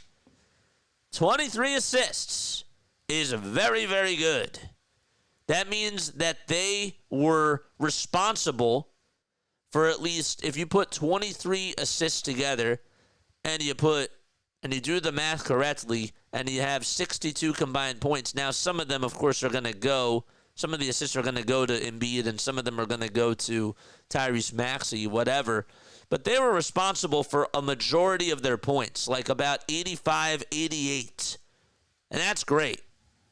So, good job by them because they balled out and they played exceptionally well. They were exceptionally well.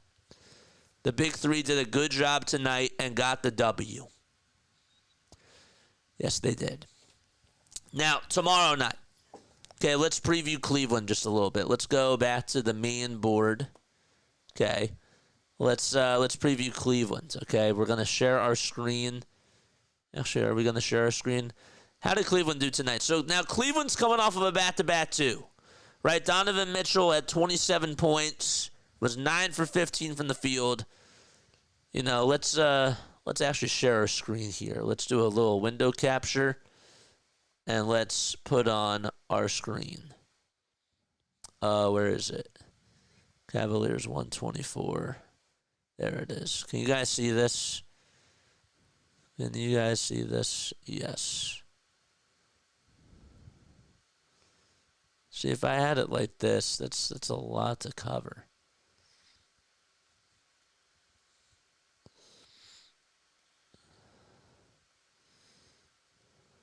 You guys see this? Is this better?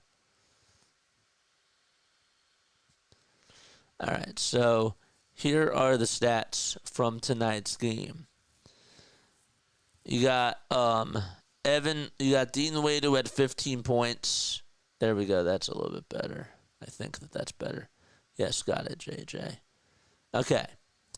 So, I don't know why they have it on like the far right side, but Dean Wade at 15, Mobley at 15, Allen at 10, Garland at 16. Darius Garland's going to be one of those guys where they really have to try to watch out for tomorrow because that guy is a pretty good playmaker. And then, of course, Donovan Mitchell, who's having another superstar season. He's been playing very well. This won't be easy, right? This is a test for the Sixers tomorrow. The Sixers have a test tomorrow, and then they have a big test on Wednesday against Boston. Okay? But things are on the come up for this team. Okay, let's put things in perspective, and let's say that, let's not get ahead of ourselves and say that this team is now ready to, go win a title. But let's call it what it is. They're playing better. They're playing better. Does it help when you have 3 games in 2 weeks? It does. It does. But, let's see what they do tomorrow. I'm happy that they got the win tonight. This was a good win. This was a very good win to celebrate. Even though it got close at the end, Joel closed that game. He did. He closed the game and put a big smile on my face. I'm not going to lie. He put a smile on my face. He hasn't really done that this year. Just keep it up. So, all right. I think that is going to do it for this. But yeah, their bench is good. They're very well coached. Kenny Atkinson's having a good year as Cleveland's head coach. But tomorrow night's a test. They have to win these games. They most certainly do. And I need Embiid out there tomorrow night, man. I need Embiid out there tomorrow night. There's no reason why he should be resting. If he's not available tomorrow night, I'm going to have a problem with that. But live, that's exactly what I'm saying. That's why I'm saying that I might have an extra page. So when we're in halftime or when we go to a break or something and I have nothing else to talk about, I could just pull that up. I think that's what I have to start doing a little bit more. I think that's the way I can utilize this because I don't I like this ticker down here. I like the subscribers. This looks really professional. It does. It's hard. I can't fit everything on one screen. It looks really good. I don't really want to try to play with this setup too much, but I can always add a scene. And maybe that's what I should do. And I learned that tonight. I can always add more scenes. And visually, that might be better. So. But I'm proud. I'm proud of this team. Just get the W tomorrow and call it a night. Then we got the Birds on Sunday. Let's go.